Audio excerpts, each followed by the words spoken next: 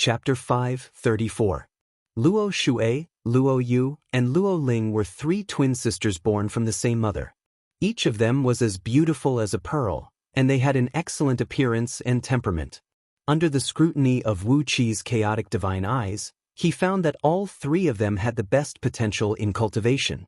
However, they could feel an immense pressure that made their hearts palpitate vaguely in Wu Qi's eyes. Under Wu Qi's stern gaze, they did not even dare to raise their heads. The terrible pressure made them unable to move, making them feel like frogs who had seen a venomous snake. Apart from trembling and waiting for the judgment of fate, they did not even dare to think of running away. Just as the three girls were screaming in their minds that they were doomed this time, Wu Qi nodded at them and said coolly, "Oh, that's a nice name." After that, Wu Qi transformed into a beam of dark light and flew towards the mountain where the demon cultivators had been killed. He bent his back and began to search the ground. Such a strange behavior surprised the three women. For a moment, their curiosity even overcame their reverence for Wu Qi. They quickly rode on their flying swords and flew after Wu Qi. Luo Shui asked curiously, "What are you looking for, senior?" Wu Qi asked as he stooped down to search the mountain. Not long after that, he managed to find 12 storage bags and a storage ring from the pile of blood and flesh scattered all over the ground. He poured out all the contents of the storage pouches that were covered with flesh and blood. Bits and pieces of spirit stones, medicinal herbs, talismans, and magical treasures were scattered all over the ground. Smacking his lips in disappointment, Wu Qi cursed, "Are the demon cultivators from the myriad demons cave so poor?" 12 storage bags contained only about 1,000 lower-grade energy stones, 50 middle-grade energy stones, and only 3 upper-grade energy stones. Although the quality of the herbs was pretty good, and they had been preserved well, it was a pity that most of their energy had leaked out because of the poor preservation method. As for the talismans and magical treasures, their quality was so poor that Wu Qi did not even have the interest to give them a second glance. The girls were struck dumb. How could a senior expert who had killed 13 formidable enemies in one fell swoop come here to pick up trash? But looking at the things on the ground, the three women couldn't help but feel excited. These things really couldn't be considered as broken, at least for them. Even a low-grade spirit stone was very attractive. However, since Wu Qi didn't say anything, they didn't dare to act rashly. Wu Qi then cast his divine sense into the ferocious-looking storage ring, which was a white bone ring with a wolf's head inlaid on it. As soon as his spiritual consciousness entered, Wu Qi could not help but feel disappointed. In any case, it was a storage ring, but the storage space inside was only the size of 3 houses, which was about the same level as an ordinary storage bag. Moreover, the messy things inside could not enter the eyes of the current Wu Qi. But now that Wu Qi had nothing valuable with him, it was better to have a storage ring that looked like a piece of trash than nothing. He sighed and put the storage ring on his finger, then threw out all the miscellaneous items inside. After that, he took out 1,200 immortal stones from under his sleeve and shoved them into the ring. He raised his chin at the girls and said with a wry smile, "There's nothing good here. Take a look and see if you can use these trash." Luo Shui was struck dumb. She stared at Wu Qi in astonishment and asked, "Senior, are you going to give us all these things?" Wu Qi nodded indifferently and said, "They are just some trash. Take whatever you can use." Although Wu Qi was a 27th tier heaven immortal now, his actual overall strength had exceeded the limit of his cultivation base. These were energy stones, talismans, and flying swords, which were only useful to cultivators below the nascent divinity realm. As the saying went, it was difficult to go from extravagance to frugality. As Wu Qi was used to being extravagant, he naturally had a higher standard. The girls were overjoyed. After bowing and thanking Wu Qi, they ran out and picked up all the things that Wu Qi regarded as trash, including the 12 storage bags that Wu Qi had discarded. Even the fragments of the flying swords that were smashed into smithereens on the cliff were collected by them and stored in their storage pouches. Wu Qi looked at the girls with a puzzled expression. He frowned and asked, "Are you itinerant cultivators from Mi Province?" The girls were cleaning up the battlefield excitedly. When they heard Wu Qi's question, they quickly rose to their feet and answered respectfully, Yes, we are from Luo clan in Mi province. Luo clan is the largest immortal cultivator clan in Mi province. If Luo clan is the largest immortal cultivator clan in Mi province, why are you interested in these trash? Asked Wu Qi in astonishment. Wu Qi shook his head and said, "This place is filled with treasures. You can find countless energy stones and immortal stones just by digging a few or veins, and the ground is filled with spirit herbs and rare herbs. I believe they are much better than these trash, don't you think?" Luo Shui stared at Wu Qi in astonishment. She shook her head and said, "You may not know this, senior.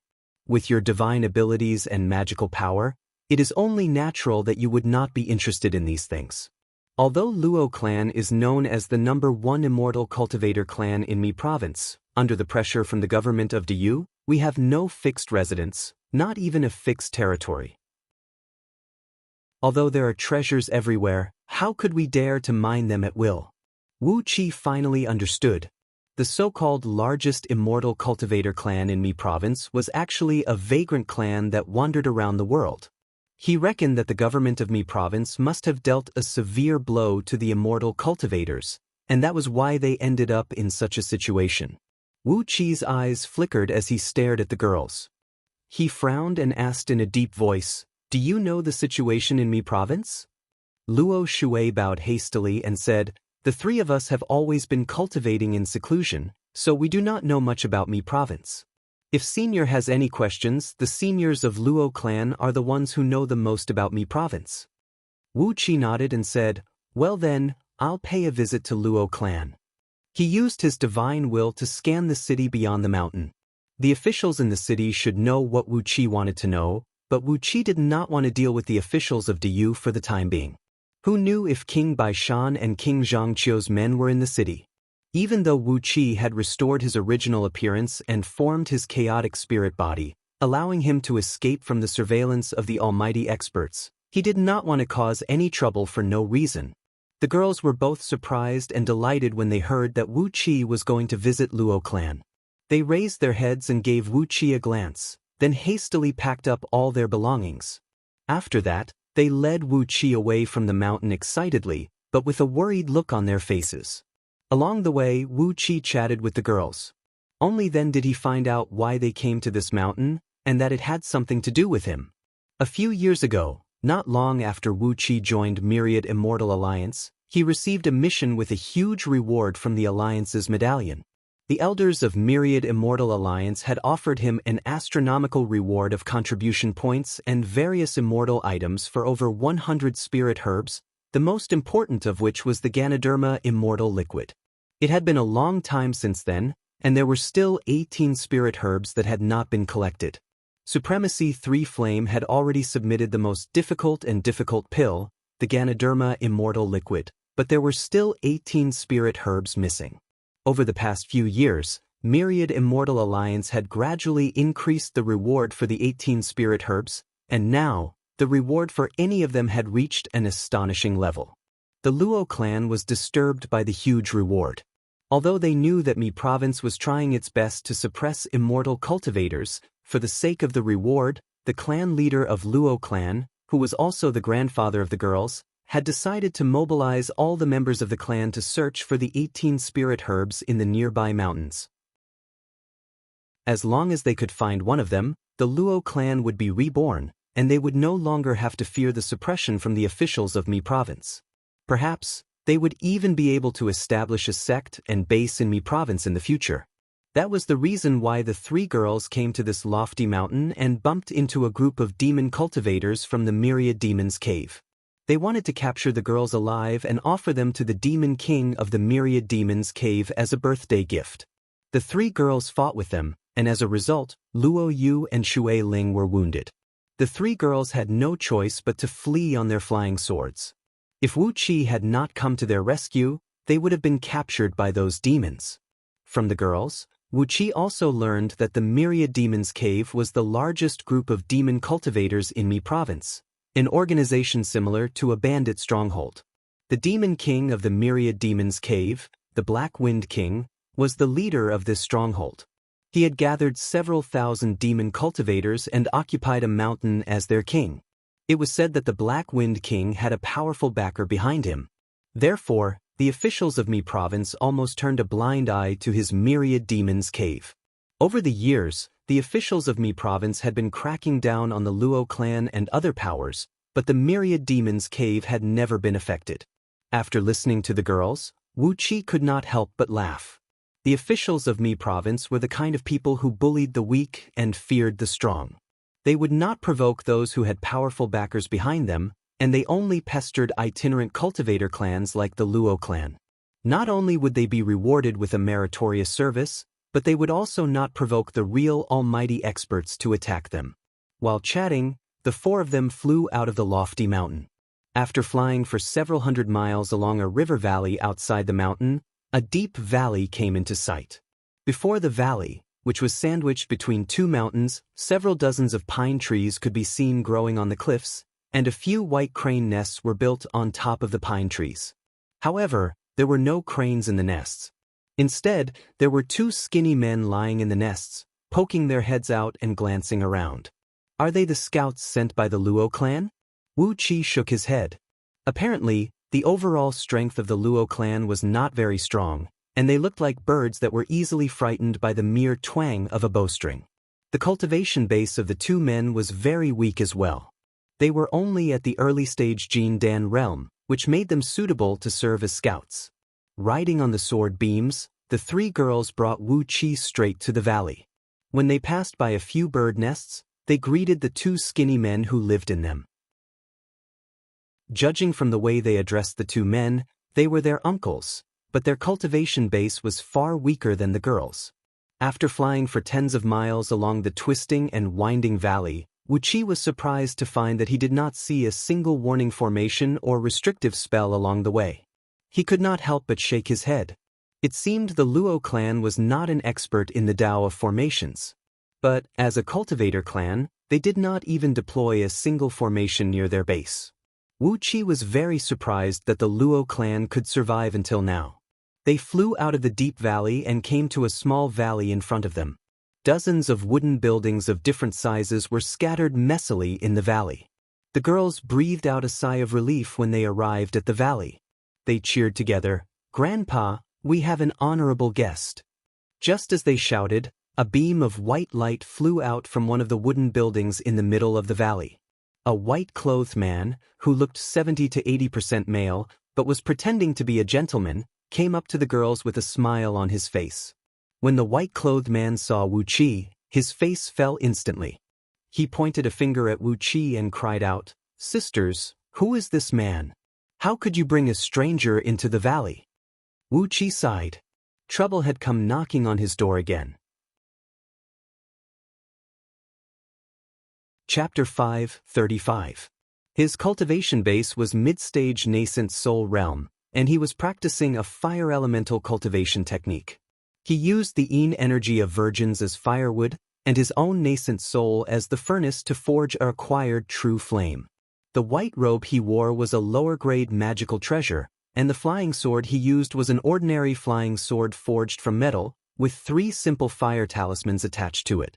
The power of the flying sword was very weak. Through the chaotic divine eyes, Wu Qi could see everything about this young man. He was someone who could not even be considered as an ant. All of a sudden, Wu Qi had this strange illusion. He sensed the enormous power in his body, and compared it to the pitiful power in the young man's body, which was thousands of times weaker than his in both quantity and quality. Wu Qi could not help but shake his head. He was indeed an existence who could not even be considered as an ant. Wu Qi could kill a large number of mid-stage nascent soul cultivators with a single breath, and he did not even have the mood to be angry with him. No wonder those heaven immortals and gold immortals had the same attitude towards cultivators. They could kill ordinary cultivators without feeling the slightest bit of guilt. No wonder they could still maintain their state of mind despite killing countless people, and could still comprehend the great Tao of heaven and earth. They did not think that killing cultivators was a sin, so why would they feel guilty? Why would their state of mind be unstable? Wu Qi turned to look at Luo Shui and said coolly, "Miss Luo Shui, please ask the patriarch of Luo clan to come out. I'll leave after asking him a few questions." Upon hearing Wu Qi's words, the young man twitched his nose, rolled his eyes, and put on a posture that said, "You want to leave? Do you think it will be so easy? What is your name? Which sect are you from? What is your purpose in coming to Mi province? Why did you sneak into this place by trying to get close to the three sisters? Men, capture him alive and send him to the dungeon for strict supervision." "This is ridiculous." Aobuzen raised his head lazily from Wu Qi's shoulder and said feebly, "This is ridiculous. Tsk, should I steam it or braise it? Or marinate it with spices, wrap it in mud and roast it? To be honest, I really look down on catfish flood dragon and those two long worms. They are too careless when they eat. Swallowed, they actually swallowed it alive. All the feces and urine were swallowed together. This was too unsightly. You have to cook it meticulously and simmer it over a small fire to slowly bring out a good taste. Otherwise, you'll be letting down this natural spiritual creature." While talking, Aobuzen began drooling. He looked at the young man from head to toe and let out a weird chuckle. The white-clothed young man was shocked by Aobuzen's words. He abruptly took a few steps back and studied Aobuzen for a while before he mocked, "And I thought you were some great spirit beast? It's a black-skinned snake." Aobuzen stood up angrily with his two back claws, then waved his front claws and bellowed, "A black-skinned snake? Your whole family are black-skinned snakes?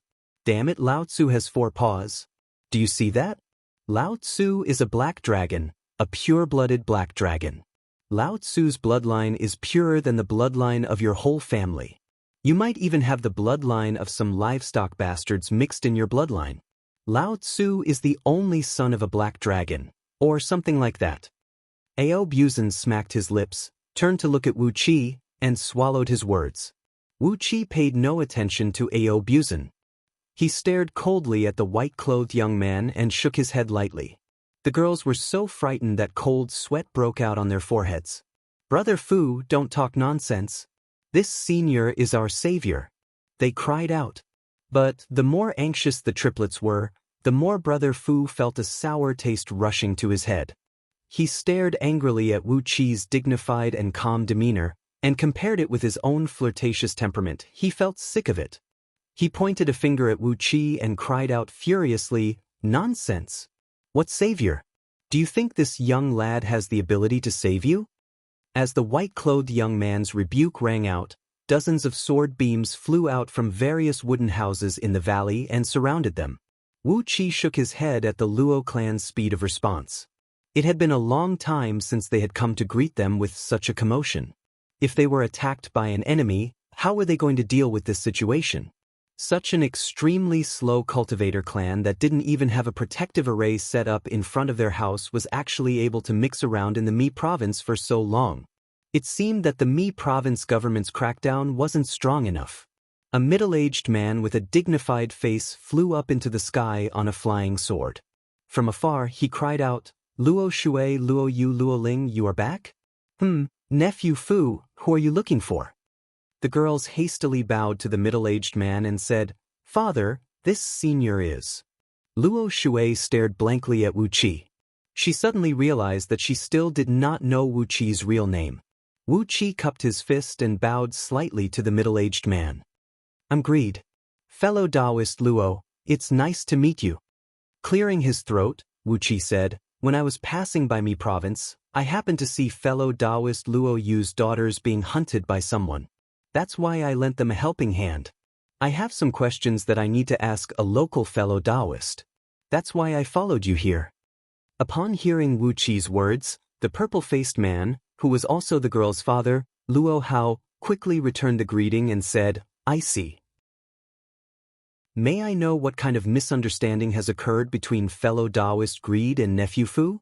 Although he was told that Wu Qi had saved his daughters, Luo Hao still doubted it.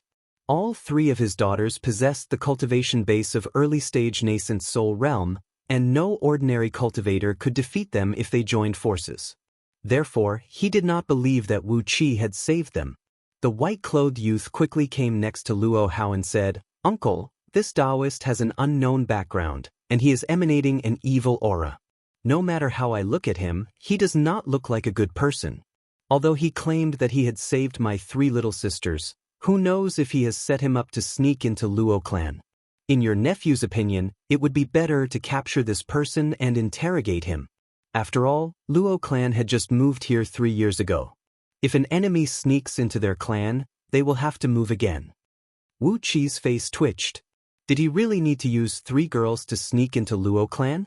The Luo clan was not guarded at all, so there was no need for Wu Qi to sneak in. He had made up his mind. If this Luo clan really dared to attack his opponents, they would not blame him for being merciless. The girls glared at the white-clothed youth. Together, they came next to Luo Hao, grabbed his arms and sleeves, and began to act coquettishly.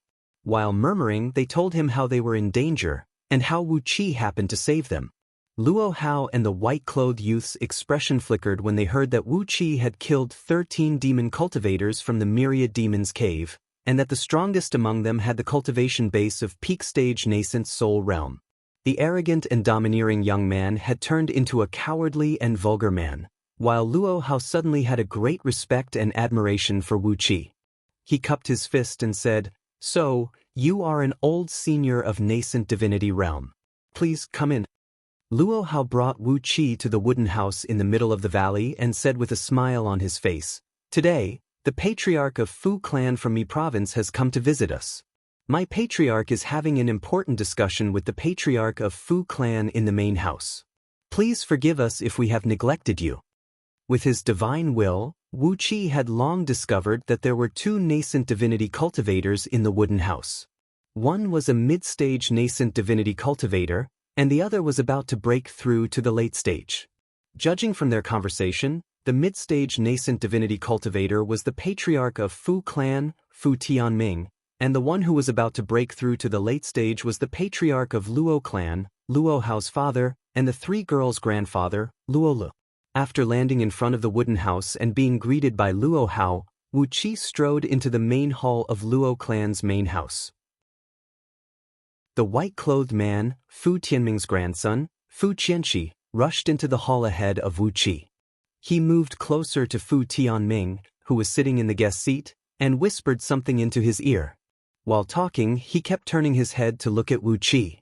Wu Qi paid no attention to the whispers between Fu Qianqi and Fu Tianming. He walked into the hall, cupped his fist and bowed to Luo Lu, who was sitting in the main seat, and said, "I'm Greed. Greetings, fellow Taoist Luo Lu. The reason why I'm here is that I have some questions to ask you." Upon seeing Wu Qi's behavior, Luo Lu rose to his feet hastily and returned Wu Qi's greeting. He realized that he could not see through Wu Qi's cultivation base. The aura emanating from Wu Qi's body was extremely strange. One moment, it felt like a nascent divinity cultivator, and the next moment, it felt like nothing. Luo Lu had no idea how he could tell what level Wu Qi's cultivation base had reached. Luo Lu returned the greeting respectfully and said happily, "Fellow Taoist, please forgive me for not welcoming you earlier. Have a seat and serve me some tea." While Wu Qi and Luo Lu were talking, Fu Tianming's face had turned gloomy. "Brother Luo," he cried out in a deep voice, "we haven't finished our discussion, have we? We, the Fu clan, have shown our utmost sincerity by giving Qianqi the formation of the 5 elements reversal heavenly illusion formation as a betrothal gift to let Qianqi marry Luo Shui, Luo Yu, and Luo Ling." The 3 girls who came in right behind Wu Qi were struck dumb. Luo Ling cried out in astonishment, "What? Grandpa, you want us to get married? Marry Fu Qianqi?" Luo Yu, who had a guilty conscience, said angrily, "We can marry anyone but this playboy. Don't you know how many girls he has raped every year?" Luo Shui frowned and snapped, "Grandpa, don't you know Fu Qianqi's reputation in Mi province? He is the scum of the immortal clans, and you want us to marry him? If that's the case, we'd rather cut our hair and become monks." Luo Lu laughed dryly. Just as he was about to explain the matter to his 3 beloved granddaughters, Fu Tianming pointed his finger at them and snapped, "We are the ones who call the shots here. You 3 little girls have no right to speak here. Stand aside obediently. After the betrothal gifts are decided, you will consummate your marriage with Qianqi. From now on, Fu clan and Luo clan will be one, and the entire Mi province will belong to both of us." Without saying a word, Wu Qi came before Fu Tianming. Amidst Fu Tianming's astonished gaze, he grabbed Fu Tianming's neck and lifted him up as if he was lifting up a toad. Then he gave him a total of 108 slaps on the face. The heavy slaps knocked all of Fu Tianming's teeth out of his mouth, and the flesh on his face was badly mutilated. Wu Qi purposely exerted a little more force, breaking Fu Tianming's cheekbone. While slapping Fu Tianming, Wu Qi frowned and snapped, "I'm talking to fellow Taoist Luo here. Why are you interrupting us? Hey, why are you interrupting us? Just sit aside obediently. Once I've asked fellow Taoist Luo what I want to know, I'll go and wipe out your entire Fu clan later." As Fu Tianming was grabbed by Wu Qi, he could not muster any energy in his body. He was like a dead man, allowing Wu Qi to slap him. Everyone in the room was struck dumb. They felt a chill run up from their feet to their heads, and they were too frightened to think. Fu Tianming was a mid-stage nascent divinity cultivator, one of the top 10 experts in the Mi province's world of cultivators. Chapter 5:36. After a series of slaps, Fu Tianming fainted and had no idea where he was. Then, Wu Qi grabbed him by the neck and slammed him heavily onto the chair. Wu Qi frowned as he looked at Fu Tianming's bloodied and ragged face. Suddenly, he thrust his leg and kicked Fu Qianxi, who was standing next to him like a wooden block. Wu Qi had used some strength in the kick, and the tip of his foot tore open Fu Qianxi's belly. The air exploded, ripping Fu Qianxi's intestines and stomach into dozens of pieces. Fu Qianxi howled miserably as he was thrown hundreds of feet away, smashing his head into the wooden wall of the hall. He rolled and struggled on the grass outside the hall, with blood gushing out from his stomach. If an ordinary man were to suffer such a serious injury, he would have died a long time ago. However, Fu Qianxi was a nascent soul cultivator, and his life force was much stronger than an ordinary man. Clutching his broken stomach with both hands, he wriggled and groaned on the ground, letting out shrill howls. Everyone in the hall was struck dumb, especially those from the Luo clan, who were rooted to the spot and unable to move. Wu Qi was too fast and too cruel. Not only that, Fu Tianming, one of the top 10 experts of Mi province, could not even put up a fight against him. What did that mean? Wu Qi was at least a heaven immortal, or else he would not have been able to beat and humiliate a nascent divinity cultivator so easily. I hate these self-righteous pretty boys, and those old fools who can't distinguish right from wrong and only support their descendants. Wu Qi gave Fu Tianming a backhand slap and made him fall to the ground. He said furiously, "It is your Fu clan's great fortune that I didn't provoke you, but you just had to provoke me. Aren't you just courting death? You are just a mere nascent divinity cultivator, and yet you think you are someone important?" Fu Tianming finally came to his senses. He struggled to his feet, stared at Wu Qi with a venomous look on his face, and said through clenched teeth, "Please tell me your name, senior. Today's humiliation." Wu Qi's face turned cold, and he grabbed Fu Tianming's neck with his left hand. A large amount of devil qi gushed out from his palm, instantly enveloping Fu Tianming's entire body. The frightening squeaking sound of silkworms chewing on mulberry leaves came from the black mist. Not long after that, a few dried bones fell to the ground. These were all Fu Tianming had left. All of his energy essence and nascent divinity were devoured by Wu Qi, turning into an insignificant part of the chaotic power in his body. If you don't have enough strength, then don't provoke someone who's stronger than you. Otherwise, you'll definitely bring about a fatal disaster. This is the iron law of the immortal cultivation world. You dare to cultivate without even understanding this unspoken rule? Mockingly, Wu Qi stomped on the ground and crushed a few bones, sneered and said, "Do you really think I'll give you the chance to seek revenge in the future? I've said it before, I'm going to wipe out the entire Fu family." If someone offended him, he had to nip the danger in the bud. Unknowingly, Wu Qi had begun to transform into a real immortal cultivator. After merging with Wu Wang's memories and experience, Wu Qi had become even more fearsome than ordinary immortals. Fu Qianxi could not help but howl at the top of his voice when he saw his patriarch die a miserable death. "Grandpa!" Wu Qi flipped his palm, and the air around Fu Qianxi suddenly trembled. A crisp cracking sound rang out, and Fu Qianxi's body shattered into a mist of blood, along with his nascent soul. Wu Qi did not even bother to plunder the insignificant energy essence of a mere nascent soul cultivator. He intended to kill Fu Qianxi to establish his might, and that was why he killed Fu Qianxi with such a strong visual impact. Luo Lu was struck dumb. Trembling, he looked at Wu Qi, then bowed in fear and said, "Senior Greed, please have a seat of honor." Nonchalantly, Wu Qi sat down on the chair where Luo Lu was sitting just now. Placing his hands on the armrests, he said coolly, "Don't be afraid and don't worry. I'm not the kind of fiend cultivator who kills innocent people. If Fu Tianming and Fu Qianxi had not provoked me for no reason, I wouldn't have killed them. I just have a few questions, and I'll leave after I'm done." Luo Hao, Luo Shuai, and all the other members of the Luo clan, including the servants and maidservants, did not dare to make a sound. Luo Lu, Luo Hao, and the other core members of the Luo clan stood respectfully in the hall, looking at Wu Qi obediently. A few serving ladies carefully came up and cleaned the hall, then served him fragrant tea and a few plates of spirit fruits that could be considered to be of decent quality. Nodding, Wu Qi went straight to Luo Lu and asked him a few questions. First, where was the capital of Mi province?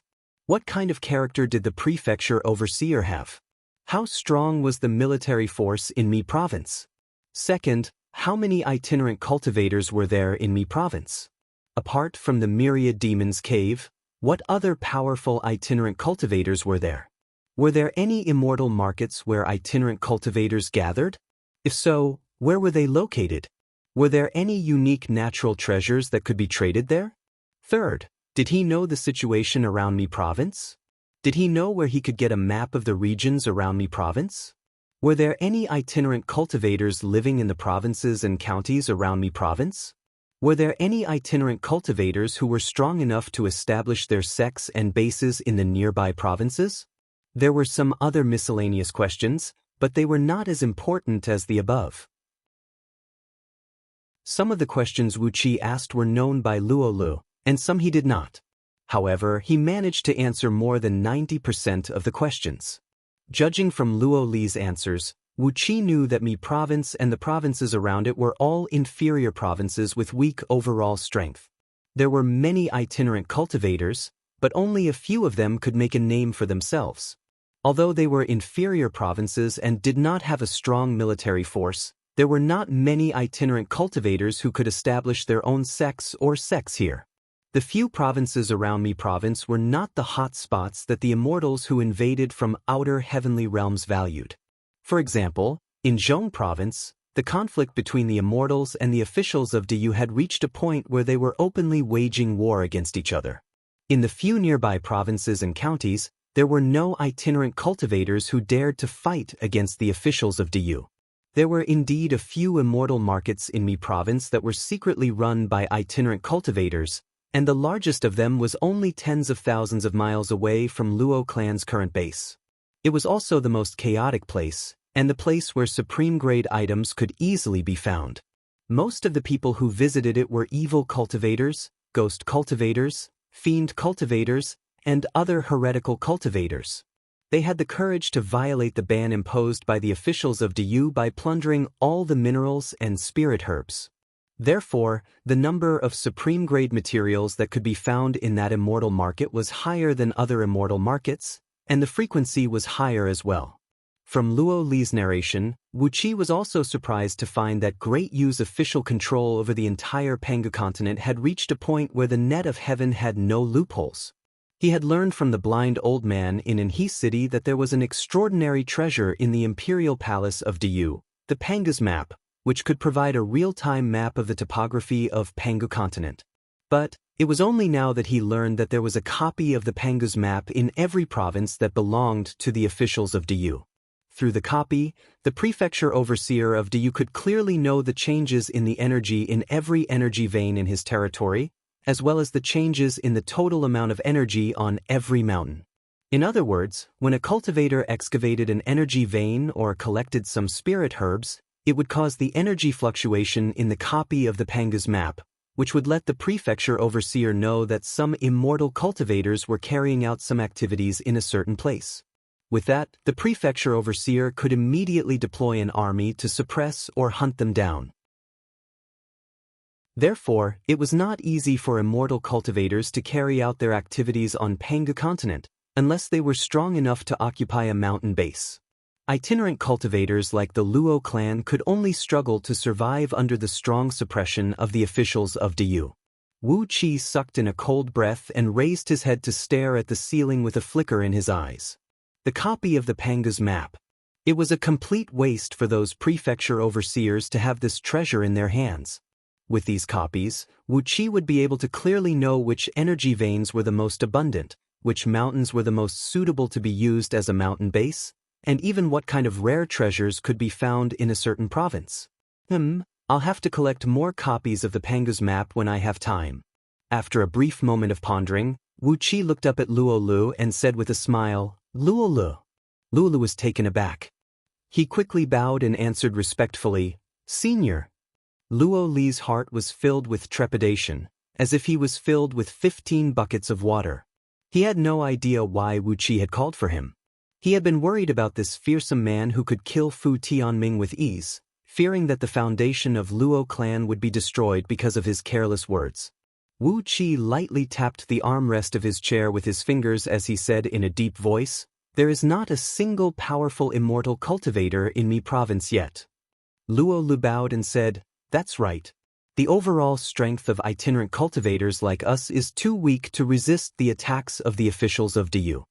Wu Qi nodded and said, It is fate that I saved Luo Shui, Luo Yu, and Luo Ling. For the time being, I'll take them as my disciples. As for your Luo clan, you can be my nail in Mi province. I'll teach you cultivation techniques, formation maps, medicinal pills, and talismans. I'll also send a few heaven immortals to guard Luo clan and make them your elders. With a faint smile on his face, Wu Qi said, According to what you said just now, with a few heaven immortals guarding the small military force in Mi province, and the protection of the formation maps I've personally deployed, the Luo clan will no longer have to run around. When the overall strength of the Luo clan is strong enough, we can occupy a few mountains and establish our own clan. Isn't that a wonderful thing? Luo Lu was taken aback. He gave Wu Qi a look, and he was shocked at first, then wild with joy as he dropped to his knees and bowed. Senior, I can't repay your kindness even if I die. Luo Lu knew that the Luo clan had found an opportunity to make a fortune. Although it was a risky journey, it was better than anything else to have a strong backer. Luo Shui, Luo Yu, and Luo Ling dropped to their knees obediently and said, Greetings, master. Wu Qi chuckled. He touched his sleeve and suddenly realized that he was penniless now. With no other choice, he fished out 300 immortal stones from the storage ring he robbed and placed them on the table. Well, these 300 immortal stones will be my gift to you. With a bitter smile on his face, Wu Qi shook his head and said, Focus on your cultivation. Otherwise, you won't be able to enjoy these immortal stones before you break through the realm of heaven immortals. The 300 immortal stones glittered on the table, and the eyes of all the elders of the Luo clan widened. They had really climbed up a high branch this time. Luo Lu plucked up his courage and asked, Senior, what is the name of our sect? Wu Qi pondered for a brief moment, then said in a deep voice with a smile on his face, The Underhand Sect. The Underhand Sect that came from Earth had planted its first nail on Pangu continent. Chapter 537. Wu Qi sat cross-legged in the middle of the great hall. All the members of the Luo clan, young and old as long as they had some cultivation base, were sitting around him, asking Wu Qi questions about their cultivation. Wu Qi did not hesitate at all. Whenever there was a question, he would immediately give them a long explanation, quoting from the ancient scriptures. Usually, the explanation he gave to one member of the Luo clan would answer the questions in the minds of many others. Luo Lu was a lucky man. He was originally an ordinary woodcutter in Mi province 1,500 years ago, but when he was chopping firewood, he found a cultivation scripture in a cave, the heart scripture of the great river. Since the Mi province had just been established, the government had a weak control over the people. Therefore, Luo Lu began to cultivate the heart scripture of the Great River.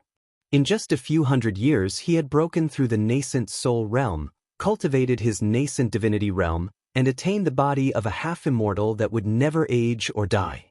However, his foundation was too weak, and he could not fully comprehend all the profound mysteries in the heart scripture of the Great River. After stepping into the nascent divinity realm, Luo Li's cultivation base began to slow down, and now, he could hardly make any further progress. The heart scripture of the Great River could allow a cultivator to become a lower-grade heaven immortal, but Luo Lu knew very well that with his own strength, he could not even transcend the tribulation and become an immortal. Fortunately, Wu Qi came.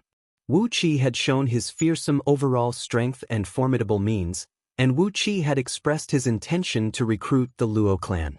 Therefore, Luo Lu had joined Wu Qi without hesitation. As the saying goes, fortune comes from danger. 3 days ago, with Luo Lu leading the way, Wu Qi had slaughtered all the members of the Fu clan, taking the Chimen Dunjia formation record, which the Fu clan had found, making it one of the Luo clan's ancient scriptures. At the same time, the Luo clan had also obtained the Fu clan's wealth that had been accumulated for 1,000 years. With that, the Luo clan's wealth had doubled, and even those members of the Jin Dan realm who did not have any treasures were given a full set of flying swords. Intimidating them with his might, and winning them over with kindness. To put it bluntly, it was like giving them a stick and then putting a sweet date in their mouth, and forcing them to swallow it. This was how Wu Qi dealt with the Luo clan. Over the past 3 days, he did not give any real cultivation technique to the people of the Luo clan. All he did was to explain to them the problems they encountered in their cultivation. Like a spring breeze and a drizzle, when he solved all the problems, he also removed the wariness in the hearts of the people of the Luo clan. While Wu Qi was answering Luo Li's questions about how to use the natural energies to nourish the nascent divinity, how to use the sunlight, rain, dew, wind, and thunder to temper the nascent divinity, and how to turn the nascent divinity into an illusory state so that he could comprehend the great Tao of the heaven and earth, for long, drawn-out whistles were suddenly heard coming from outside the valley. The roar shocked all the people of Luo clan, and they dared not to move. There was a tremendous immortal pressure hidden in the roar, which was a great deterrent to all the immortal cultivators of Luo clan. It was especially true for Luo Lu, who had the most profound cultivation base, as he could sense the immortal pressure in the roar the most. His body turned stiff, and cold sweat broke out like raindrops, while his eyes nearly popped out of their sockets. Wu Qi flicked his sleeve at the right moment, unleashing a gentle force that enveloped the people of Luo clan with layers of clouds, blocking the immortal pressure that was suppressing them from the whistling. "Since you are here, come in at once," Wu Qi cried out in a deep voice. "It took you 3 days to get here.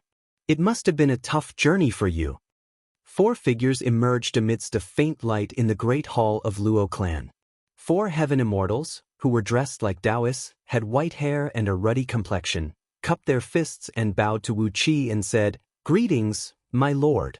Wei Nanzi, Huai Yunzi, Immortal Ming Zhang, and Reverend Fei Feng were heaven immortals whose overall strength ranged from 32nd to 33rd tier. They were the unlucky ones who had their immortal souls controlled by Wu Qi in the mine in the dark abyss of the Northern Ocean, and were forced to become Wu Qi's loyal subordinates.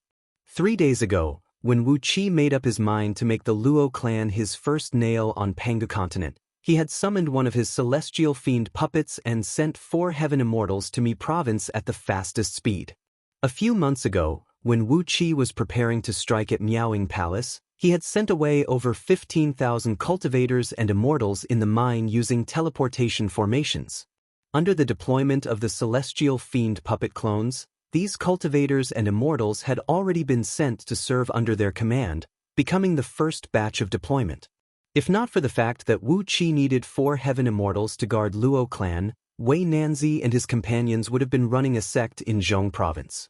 Raising his head to look at the 4 heaven immortals, Wu Qi said in a deep voice, "Well, you may rise." Wei Nanzi and his companions straightened their bodies and looked at Wu Qi with great reverence. Reverend Fei Feng, who had the strongest cultivation base among them, said respectfully, "Master, what orders do you have for us?" After a brief moment of pondering, Wu Qi nodded and said with a smile, "Zhong Province is a first-grade province with a formidable overall strength. Although it has a large population and abundant natural resources, it is not a good place to fight them head-on. On top of that, the prefecture overseer of Zhong Province seems to have encountered some problems recently, and the situation is treacherous. It is not a good place to develop one's overall strength."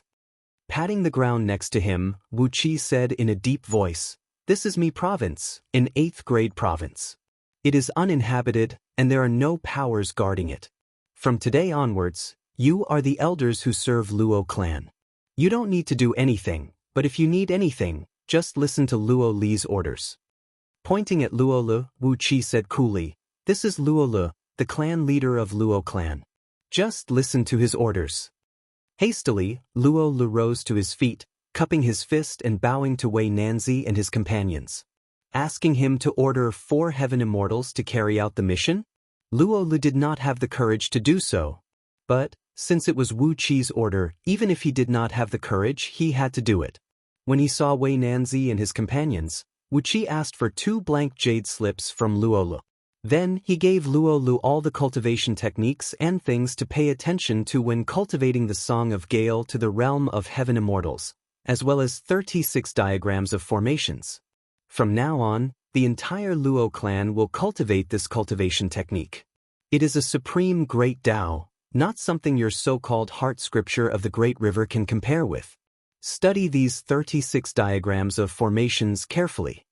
Frowning, Wu Qi shook his head, sighed, and said, "I can't believe that an immortal clan does not even have a defensive formation around its base. If this gets out, it will be a great disgrace to me. Quickly study these diagrams of formations so that when the disciples of Luo clan travel outside in the future, they will have formation discs with them, and their safety will be guaranteed." Luo Li blushed at Wu Qi's words. Reverently, he took the jade slips and sent his divine will into them. Immediately, he was struck dumb. A look of wild joy emerged on Luo Li's face. Without saying a word, he sat down on the ground and devoted all his heart and soul into studying the cultivation technique in the jade slips. The Song of Gale was a supreme mystic technique inherited from Reverend Gale, which could allow one to step straight into the realm of primordial immortals. Even though it was only the most basic cultivation technique, it was thousands of times more profound than the heart scripture of the Great River. Every word and every sentence was profound and unfathomable, like the ringing of morning bells and evening drums, causing one to ponder deeply. Luo Li had only skimmed through the first few sentences, but he already knew that the Luo clan was now rich. After giving a deep look at Luo Li, who was immersed in wild joy, Wu Qi handed another jade slip to immortal Ming Zhang, who was the most proficient in the Tao of formations among the 4 heaven immortals. "This is the 9-winding cloud river formation. Deploy it properly to protect the Luo clan. Since you are an expert in the Tao of formations as well, you can do whatever you want outside the formation. Also, when you are guarding this place, you will be responsible for teaching the people of Luo clan the Tao of formations." Immortal Ming Zhang accepted the flying sword and answered respectfully. Clapping his hands, Wu Qi asked with a smile, "How far is the Mi province's capital from here?" Huai Yunzi hurriedly smiled and said, "It's not far. We teleported all the way here, and it took us 2 days and 12 hours. It's roughly around 900 million kilometers away, and it's right northwest." Nodding satisfyingly, Wu Qi smiled and said, "Excellent. Luo Hao, Luo Shui, the 3 of you will be my guide. Didn't they say that the Blackfish Immortal Market is frequented by a large number of cultivators from the Evil League? Bring me to the Blackfish Immortal Market. I don't have any suitable treasures with me now. My hands are empty, and my heart is empty as well." For an immortal cultivator, if he did not have a suitable flying sword or magical treasure, he would feel as if he was running naked on the street. Currently, he only had a Darkeen hassock that did not listen to him, and he had even devoured the divine flame of order. He did not have anything else with him right now. Therefore, he had to get himself some handy treasures, or else he would have to fight with someone empty-handed. He might be able to bully those with a lower cultivation base, but when he encountered an immortal with a similar overall strength, he would definitely suffer a great loss. Luo Hao and the three girls were overjoyed. They rose to their feet hastily, bowed and answered. Wu Qi slapped Luo Lu, who was lost in thought. Luo Lu woke up with a start, smiled and said, "I'll leave this place to you. Make sure the 4 revered elders are well taken care of. All the food and drinks must be the best. As for the rest, I'll leave it to you to decide." With a flick of his sleeve, Wu Qi turned to Luo Hao and said, "Lead the way to the Blackfish Immortal Market. Let's see what amazing treasures we can find there." Luo Hao answered excitedly. Without hesitation, he beckoned his 3 daughters to follow closely behind Wu Qi. 5 beams of light shot into the sky, heading towards the Blackfish Immortal Market in just a blink of an eye. Along the way, the 3 girls kept telling Wu Qi about the Blackfish Immortal Market. The owner of the Blackfish Immortal Market was a big snakehead demon with a cultivation base of mid-stage nascent divinity realm. It was unknown which immortal had given him a call, but he had gained sentience and cultivated into a demon several tens of thousands of years ago. He was lucky enough to avoid being killed by the great oracles of Mi Province's Directorate of Celestials, and had survived until now. When he opened the Blackfish Immortal Market, the snakehead demon would pay him 1 lower-grade energy stone as a tax for every transaction, regardless of the value of the goods. Even if the value of the goods was less than 1 energy stone, or the value of the goods was over 10,000, the snakehead demon would only pay 1 lower-grade energy stone for every transaction. There was a rumor that the snakehead demon was born stupid and was not very smart when it came to numbers. In order to avoid making a fool of himself, he had set up this strange rule. However, it was precisely because the snakehead demon would only pay 1 lower-grade energy stone for every transaction that was made that the Blackfish Immortal Market had the largest flow of customers in Mi Province. While chatting idly along the way, the Luo clan's valley was only several tens of thousands of miles away from a deep mountain lake where the Blackfish Immortal Market was located. Although the speed of the 3 girls' sword beams was slightly slower, it only took them a few hours to arrive above the lake, which measured several tens of miles in circumference. Luo Hao cast a beam of spirit light at a small island in the middle of the lake. In just a blink of an eye, a plume of smoke rose from the island, and a few fish-headed demons stepped on the clouds and approached Luo Hao while laughing. "Welcome to the Blackfish Immortal Market, fellow Taoists." While the 5 fish-headed demons were greeting the guests with smiles on their faces, Ao Buzan suddenly sneezed and unleashed a faint dragon might. The few fish-headed demons shrieked miserably as their bodies went limp and fell from the clouds. Chapter 5:38. Pa! Ao Buzan spat a mouthful of saliva into the lake. The eyes of a fish-headed monster, who had fallen into the lake because of his dragon might, lit up. Suddenly, he leaped up and swallowed the saliva, along with a large amount of water, into his stomach. Wagging his head and wagging his tail, he turned to Ao Buzan and said, "Oh, Grandpa True Dragon. This little demon is too bold, so I'll take a little bit of your dragon aura." Grinning coldly, Ao Buzan used his hind claws to support his body and stood on Wu Qi's shoulder. He swayed his body from left to right complacently and said with an air of superiority, "Well, you little demons do know what's good for you. I'll give you a mouthful of saliva as your reward." Luo Hao and his 3 daughters stared blankly at the fish-headed monster, whose face was filled with flattery, then turned to look at Ao Buzan, who was standing proudly on Wu Qi's shoulder. Suddenly, they realized that this was a true dragon with the purest bloodline. Only dragons with the purest bloodline could be addressed as Grandpa True Dragon by these aquatic demons. Dragons were the kings of all aquatic demons under the heaven. No wonder Ao Buzan's sneeze could scare a few fish-headed monsters and make them fall into the lake. No wonder the fish-headed monster hastily swallowed the saliva when he spat it out. Ao Buzan's saliva was the legendary saliva of dragons. If it was used to water plants, it could turn ordinary plants into spirit herbs of the same grade as Ganoderma. If an ordinary aquatic demon obtained a wisp of dragon essence energy, they would be able to carry a faint aura of dragons, and would have a great chance of transforming into a dragon in the future when they were cultivating. Aobuzan threw his head back and laughed complacently. Meanwhile, Wu Qi flicked his finger on Aobuzan's forehead and said with a cold grin, "Very well, I suddenly remembered that I'll build a huge herb garden in the future, and you'll have to spit in it every day. I heard that the potency of the elixirs grown with dragon saliva is more than 10 times stronger than the same kind of elixir. Since you like to spit, you have to spit every day." Aobuzan's arrogance abruptly diminished. He hung his head dejectedly and curled up on Wu Qi's shoulder. Not long after, he began to snore, but he did not dare to answer Wu Qi's question. Wu Qi snorted coldly. Led by Luo Hao, the 5 of them landed on the small island in the middle of the lake. When the fish-headed monsters saw that Wu Qi had a pure-blooded true dragon by his side, they didn't dare to approach them anymore. They merely nodded and bowed politely as they gestured and pointed out the way into the Blackfish Immortal Market. There was a pavilion in the middle of the island, and below the pavilion was the entrance of a tunnel about 10 feet wide. Whether it was the pavilion or the tunnel, the workmanship was extremely crude. The pavilion looked like a thatched hut, while the tunnel looked like a carelessly dug pit. Walking down a crooked, uneven, and rough staircase, the lighting along the way was pretty good.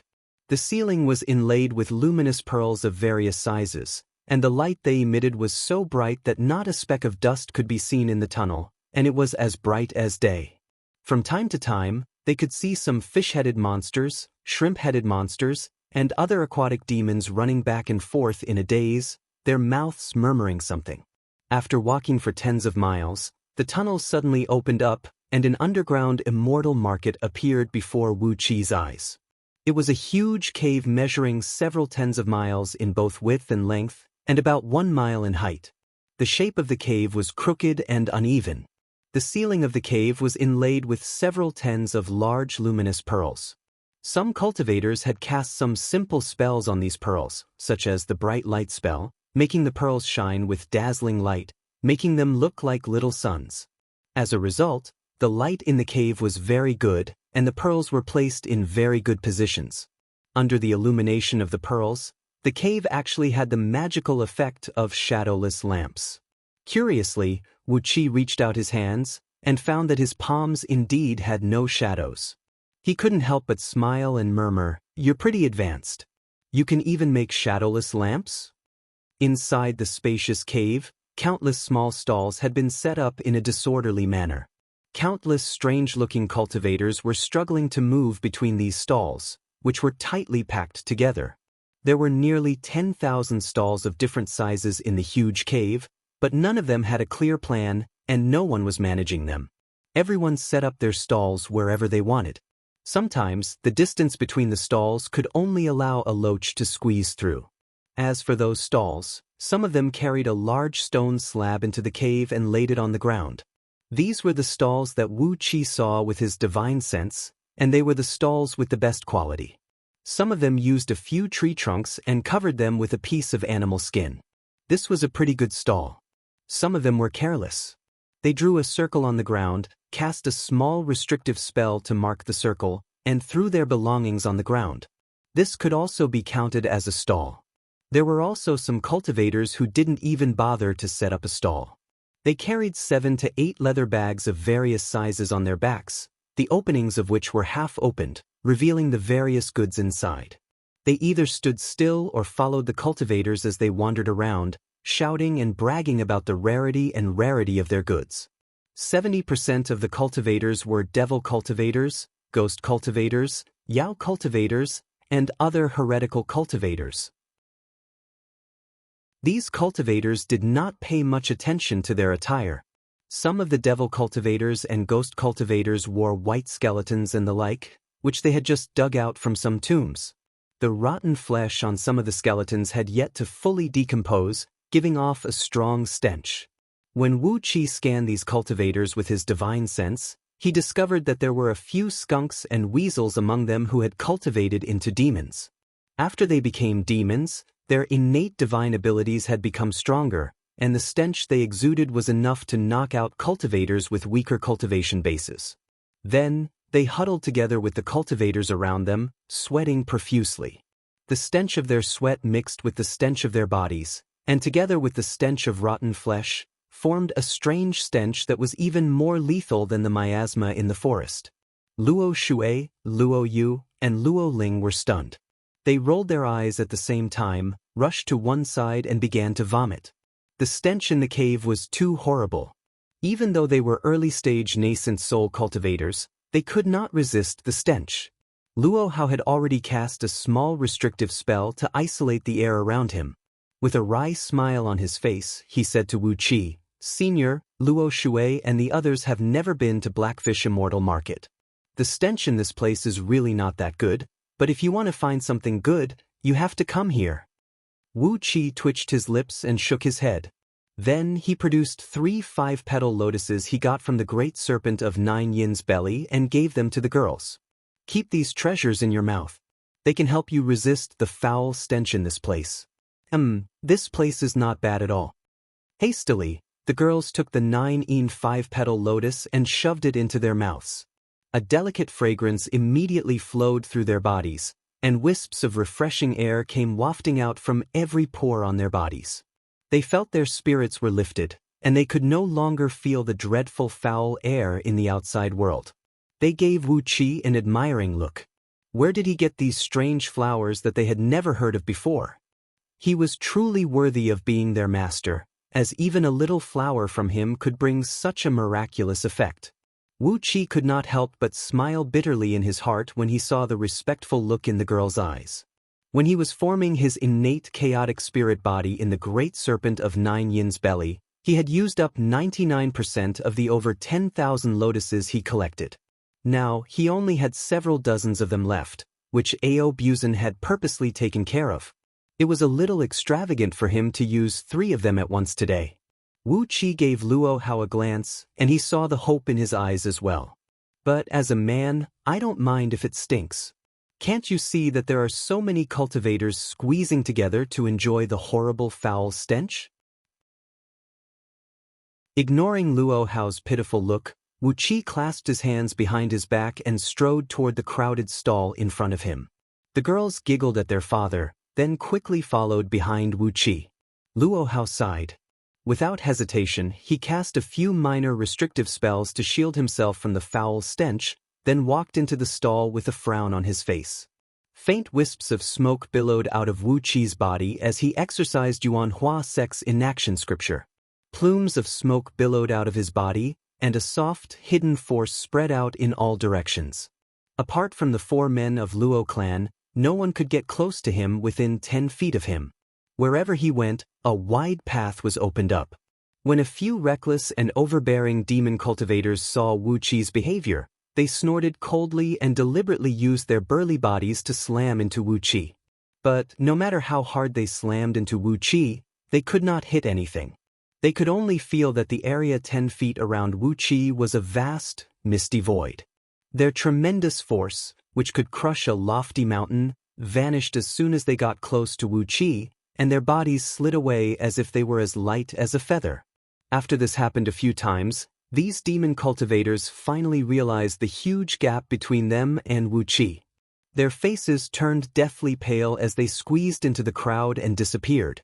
The other cultivators turned their heads away as well, not daring to give Wu Qi another glance.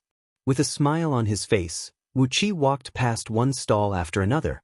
Although he could easily cover the entire cave abode with his divine will, the items sold in these stalls were too many and varied. Some of them even had the effect of blocking divine will and natural energy, like the nether ocean dark gold copper. Therefore, it was impossible for him to find the real good stuff with his divine will. That was why he brought the 4 men of Luo clan into the middle of these stalls and used his chaotic divine eyes to examine them one by one. Not bad, there were many 9th grade spirit herbs, and a few 8th grade spirit herbs. 8th grade spirit herbs could be used by mid-grade heaven immortals to concoct immortal pills, but to the cultivators here, they were useless. If they accidentally ate an 8th grade spirit herb, the enormous pressure would be enough to kill them with poison. There were quite a number of materials for crafting items, but there were not many good materials. Wu Qi did not like those ordinary materials, so he just walked past them and took a quick glance at them. After walking past several hundred stalls, Wu Qi frowned slightly. Suddenly, he grabbed a rabbit demon, who was walking past him with a lazy voice. She had 17 to 18 leather bags hanging on her body. Clearly, she was a demon who had cultivated herself into a rabbit. She had the appearance of a teenage girl, but she had a pair of long rabbit ears on top of her head. She had a 3-petaled mouth, and both of her eyes were bloodshot. Although she looked like a human, when Wu Qi gave her a closer look, she was still a big rabbit. The rabbit demon was timid. When Wu Qi grabbed her, she cried out immediately, "Please spare my life, Senior. Please take whatever you want." As she spoke, tears began to stream down the rabbit demon's face, and her 2 long ears drooped down from her head. Wu Qi did not pay any attention to the rabbit demon. Instead, he reached his hand into a leather bag hanging on her chest and fished out a pale silver stone. It was about the size of a fist, weighing over 300 kilograms, and inlaid with several hundred grape-shaped metal cores that glowed with a rainbow glow. Wu Qi was not mistaken. The Star Jade Spirit Gold was a gold immortal item at the same level as the Nether Ocean Dark Gold Copper. Chapter 539. Star Jade Spirit Gold was one of the few gold immortal materials that could be manufactured by artificial means. By placing some special metal minerals in an environment where the power of the stars was extremely abundant, and under high temperature and pressure, and after hundreds of millions of years of calcination and quenching, it was possible to form a piece of Star Jade Spirit Gold. For those primordial immortals and gold immortals with long lifespans, they had plenty of time to waste on artificially manufacturing gold immortal materials. But for those gold immortals and heaven immortals with insufficient experience, it was undoubtedly unacceptable for them to spend hundreds of millions of years waiting for a piece of crafting material to form. It was a strange metal that could absorb the power of the stars and turn it into starlight extreme rays to kill the enemy, and was an excellent material for crafting immortal swords. Therefore, the price of Star Jade Spirit Gold was extremely high in the world of cultivators. Every tael of Star Jade Spirit Gold was worth 100 lower-grade immortal stones, and there were hundreds of kilograms of it in front of them. Weighing the piece of Star Jade Spirit Gold in his hand, Wu Qi looked at the rabbit demon, who was so frightened that she was about to fall to the ground, and asked, "How much do you want for this?" Wu Qi did a quick calculation and realized that he could not afford this piece of Star Jade Spirit Gold, and he had no idea where the rabbit demon got it. But since she had taken it out to sell, it proved that she had no idea about the value of this piece of Star Jade Spirit Gold. As long as she named a price and Wu Qi met it, this precious treasure would be his. The rabbit demon's ears pricked up. She looked at Wu Qi with tears in her eyes, but she was already smiling and saying, "So Senior is not robbing me?" Wu Qi was stunned, then he shook his head and said, "I'm really not robbing you. Just name your price. What do you want in exchange for this?" The rabbit demon glanced at the piece of Star Jade Spirit Gold in Wu Qi's hand. Her ears twitched and she said straightforwardly, "I found this in the wilderness, and I don't know how much it is worth. If Senior likes it, please give it to me." She counted with her fingers, then carefully looked at Wu Qi and asked, 3 lower-grade energy stones, aren't you being too greedy?" 3 lower-grade energy stones? Wu Qi was speechless. This piece of Star Jade Spirit Gold was worth at least hundreds of thousands of low-grade celestial stones in the hands of a knowledgeable golden immortal. To gold immortals, immortal stones were just consumables, just like how spirit stones were to ordinary cultivators. But a good gold immortal artifact was a powerful weapon that could protect one's life. How could a mere immortal stone compare to it? Wu Qi touched his storage ring, then turned to look at Luo Hao awkwardly and said, "Give this little demon 10 upper-grade energy stones." By looking at Wu Qi's expression, Luo Hao knew that Wu Qi did not have any energy stones. He quickly took a step forward, fished out 10 upper-grade energy stones and gave them to the rabbit demon. In the past, if Luo Hao had to fork out 10 upper-grade energy stones at once, he would have felt a sharp pain in his heart. But now, with the 300 immortal stones that Wu Qi had given him, the Luo clan had suddenly become filthy rich. So, 10 energy stones was nothing to him. The rabbit demon's ears stood straight up, and they were twitching violently. She took the 10 upper-grade energy stones with both hands, clutching them tightly and refusing to let go. She fixed her eyes on Wu Qi, her eyes glowing brightly as she cried out, "Senior, can you please take a look at me? Do you still have any treasures that you like? I'll sell everything to you as a package." 10. No, 1 upper-grade energy stone will be enough. She waved her arms and legs as she clung to Wu Qi, then said, "I can sell myself as well. 1. No, 3 upper-grade energy stones and I'll be yours. I'll guard your house, serve you tea and serve you water. I'm the most hard-working one. Please do me a favor and buy me as well." Wu Qi was taken aback. He could not believe that there were still people who would sell themselves in such a hurry nowadays. However, when he looked at the overall strength of this rabbit demon, he found that she only had the cultivation base of early-stage Jin Dan realm. She was just a little demon who had just grown up, so she still looked like a big rabbit.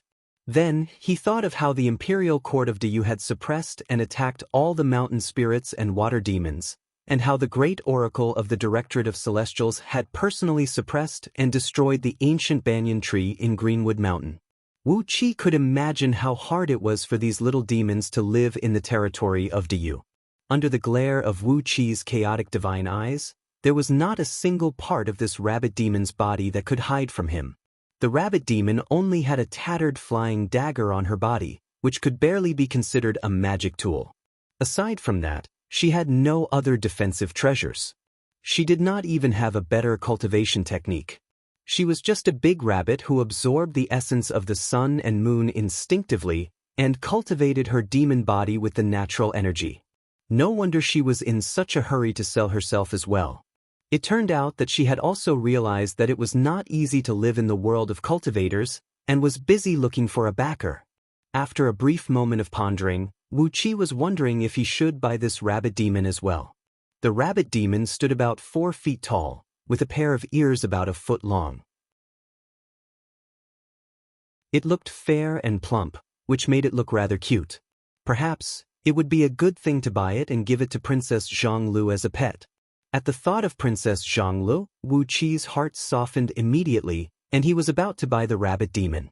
But, before Wu Qi could agree to the rabbit demon, 2 young men pushed their way through the crowd and came rushing towards him.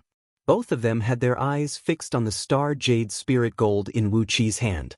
Suddenly, one of them said, "Rabbit, we'll pay you 11 upper-grade energy stones for this thing. Sell it to us. You are looking for a backer, and we happen to be short of a boy to clean the herb garden. You can make up the number." Wu Qi gave the 2 young men a look, then casually shoved the star jade spirit gold into his storage ring. He ignored the 2 young men and said to the rabbit demon with a smile, "Little demon, it's good that you want to follow me. Oh, I happen to be short of a servant girl to serve tea and water, so you can come under my wing for the time being." The rabbit demon was stunned for a moment. Then she quickly knelt on the ground and kowtowed 9 times to Wu Qi. She cried out joyfully, "Greetings, Senior, greetings, Master." The rabbit demon's 2 long ears fluttered above her head, and the rabbit fur on them stood up. The 2 young men shouted angrily, "Rabbit, 11 upper-grade energy stones for that lump of soil of yours." The rabbit demon jumped up, stared at the 2 young men seriously and said, "But, my master has already bought that treasure, and I have already received the money, so I can't sell it to you anymore." Wu Qi snickered inwardly. Although this rabbit demon was a little timid, she was an honest person. The chaotic divine eyes swept over the rabbit demon, and all the meridians, muscles, and bones in her body were vividly displayed in his eyes. Her aptitude was pretty good, and she should be a mixed-blood rabbit with the bloodline of some divine beasts in her body. Although she didn't have any cultivation technique, her foundation was very solid.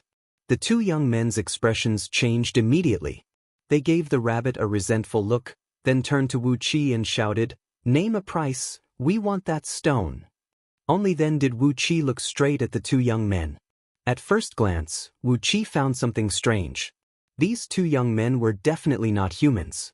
In his chaotic divine eyes, their bodies looked like 2 masses of pure energy. One young man's body was filled with violent flames, while the other's body was filled with violent storms. But they were definitely not fiends, ghosts, or demon cultivators.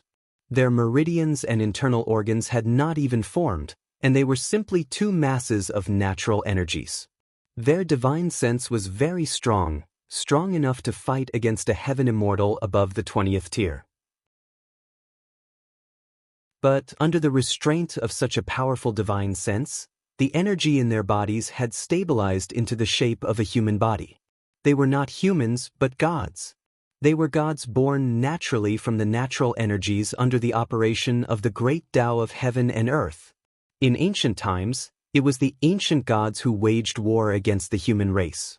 99% of those ancient deities had fallen in the war with the humans, and the remaining less than 1% of the ancient deities had been forced into a long slumber. Among the ancient deities that still enjoyed great fame in the heavens, the most famous ones were the Eastern Green Emperor, the Northern Black Emperor, and the Western White Emperor.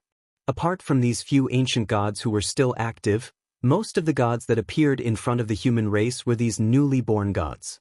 They represented the power of the laws of heaven and earth, and were born with the overall strength equivalent to a mid-tier heaven immortal. After a moment of silence, Wu Qi shook his head and said, "No. You know what it is, but I'm sorry, but I know this treasure as well." The two young men's faces fell. The young man with fiery red hair and a body filled with a violent flame grinned coldly and said, "You know this treasure as well? It's not up to you to decide. If you sell it, you can leave this place safely. If you don't, I guarantee you won't be able to take a step out of this place." The young man with green hair and a body filled with energy that looked like tornadoes laughed strangely and said, "Flaming Tiger is right. Give us the Star Jade Spirit Gold, and you can leave this place safely. But if you don't, you will die.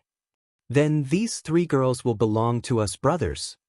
The two newborn gods laughed strangely as they fixed their strange eyes on the three girls. Their laughter was filled with lust and wickedness. Wu Qi shook his head and said with a cold grin, "With your looks." Wu Qi could not understand why these two fellows were interested in women. Their bodies were not fully formed yet, and they were just two clumps of wind and fire energy. They did not have the ability to have sex with women, and yet, they had taken a fancy to the three Luo Shui sisters? Flaming Tiger laughed strangely and said, "Why? You don't believe that we can make these three women hover between life and death? Feng Lang is right. After we kill you and take these three girls, we can go back to our cave abode and have a good time." Not allowing Wu Qi to say another word, Flaming Tiger suddenly let out a strange laugh. His right arm transformed into a flaming dragon that stretched several tens of feet long, then slapped down towards Wu Qi. The temperature of the flaming dragon was extremely high, and its pale blue flame made the temperature of the entire cave rise. Some cultivators who were afraid of fire let out strange cries and hastily unleashed all sorts of magical treasures and restrictive spells to defend against the high temperature. For a moment, the entire cave was filled with blinding lights, and countless cultivators were cursing at the same time. All of a sudden, the entire cave trembled, and a deep voice was heard coming from the bottom of the cave. "This is Old Black's place. If you want to fight, get out and fight."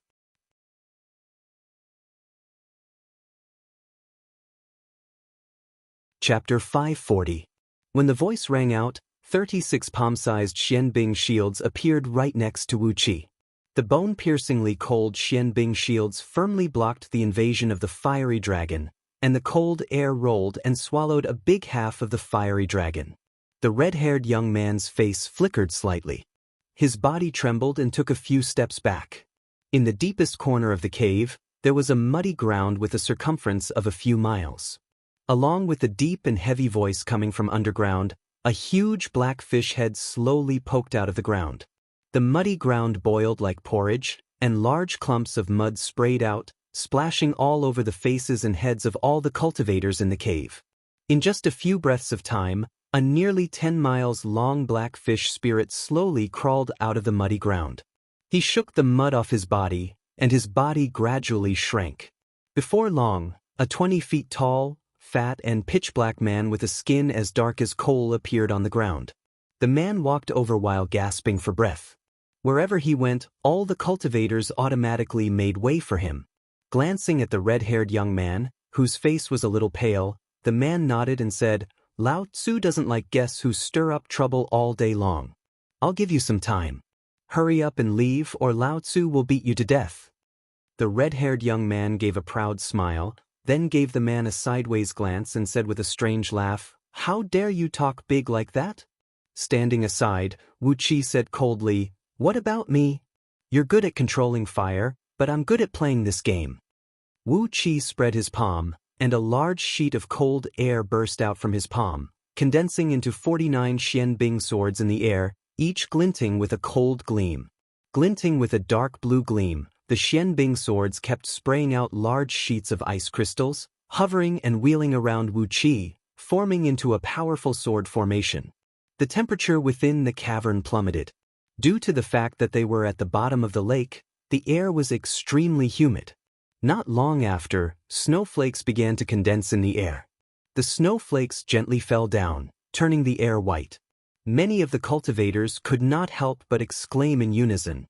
The red-haired youth was stunned. Wu Qi was good at controlling frost, which was his natural nemesis. Moreover, the grade of the cold energy that Wu Qi controlled was extremely high. It was not something that ordinary cold energy could compare with. The red-haired youth was just a newborn fire god. The flames that he could control were only ordinary flames in the mortal world. How could he block the attack of this kind of cold energy? The green-haired man called Feng Lang took 2 steps forward and looked at Wu Qi arrogantly.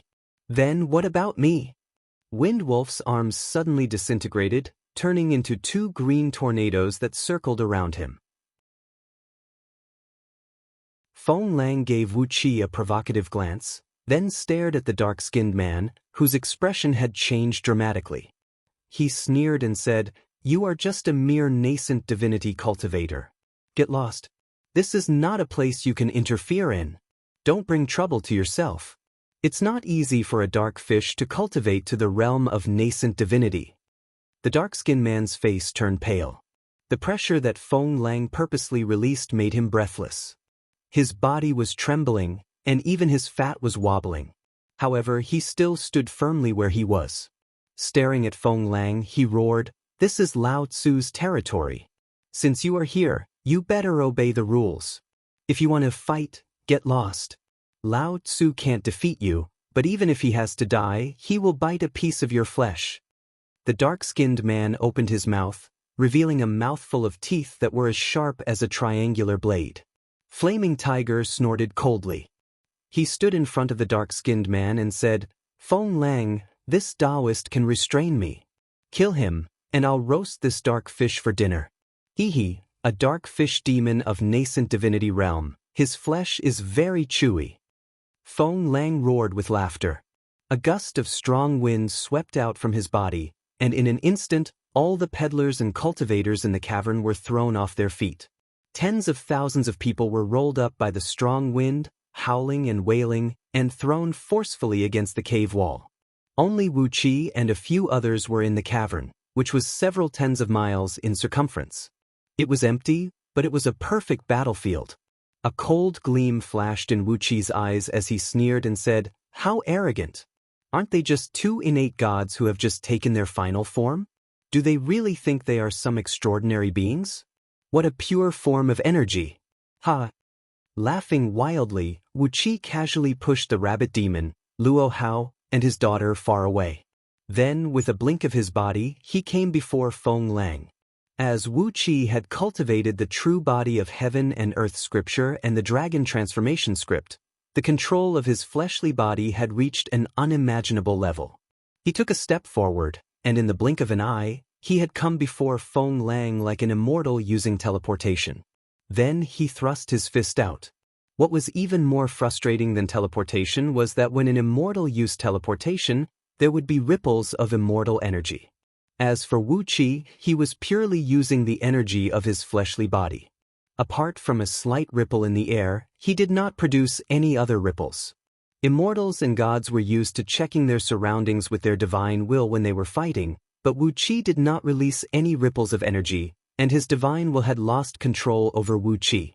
A loud thud echoed out as Wu Qi's fist landed on the arrogant and domineering Feng Lang's head. A stream of pure chaotic energy rushed into Feng Lang's body and quickly began to transform the force of wind in his body. It was as if a jar of ink had been poured into a crystal-clear swimming pool. The ink spread quickly, and before long, the swimming pool had turned into a pitch-black pond. Feng Lang's face was filled with terror. He stared at Wu Qi in terror and cried out involuntarily, "What the hell is this?" Wu Qi did not answer Feng Lang's question. Instead, he grabbed Feng Lang's neck, pressed both hands down, and curled his body. In the blink of an eye, Feng Lang had turned into a fist-sized blurry ball of wind and was swallowed by Wu Qi. Laughing wildly, he threw his head back and burped. The chaotic energy in Wu Qi's body circulated crazily as Wu Qi quickly exercised the Song of Gale. In his spiritual ocean, the profound enlightenment of the Song of Gale flowed like a tidal wave. Feng Lang's body contained a part of the laws of wind that existed between heaven and earth. When Wu Qi forcefully devoured Feng Lang, all his energy was transformed into chaotic energy by Wu Qi, and all the laws of wind in his body had become the laws that Wu Qi had mastered. A crisp cracking sound rang out, and wisps of green wind emerged on the surface of Wu Qi's skin. After that, everything returned to normal. All the chaotic energy in Wu Qi's body quickly dispersed to every corner of his body. However, compared to the chaotic energy he possessed at the beginning, Wu Qi's strength was now at least twice as strong as before. Fool! You are a newly formed god. Why didn't you hide in your lair to stabilize your divine body, nor did you refine your own natal divine item? Instead, you came out to wander around. Don't you know that for immortals, newly formed gods like you are even more precious tonics than Ganoderma horses and Ganoderma immortals?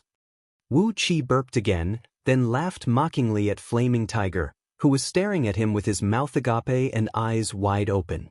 Ganoderma horses and Ganoderma immortals can only replenish the consumed energy essence and energy, but for gods like you who have just formed your bodies and have yet to stabilize your divine bodies, you can still contribute a part of the laws of heaven and earth that formed your bodies. This can save a heaven immortal at least dozens of periods of time. Flaming Tiger gave a strange cry, then suddenly transformed into a stream of fiery light and shot towards the cave's exit. Wu Qi snorted coldly and cried out, "Heavenly net of dark in a low voice. Then he waved both hands, unleashing countless tiny threads of cold air that looked like silk threads from all 10 of his fingers.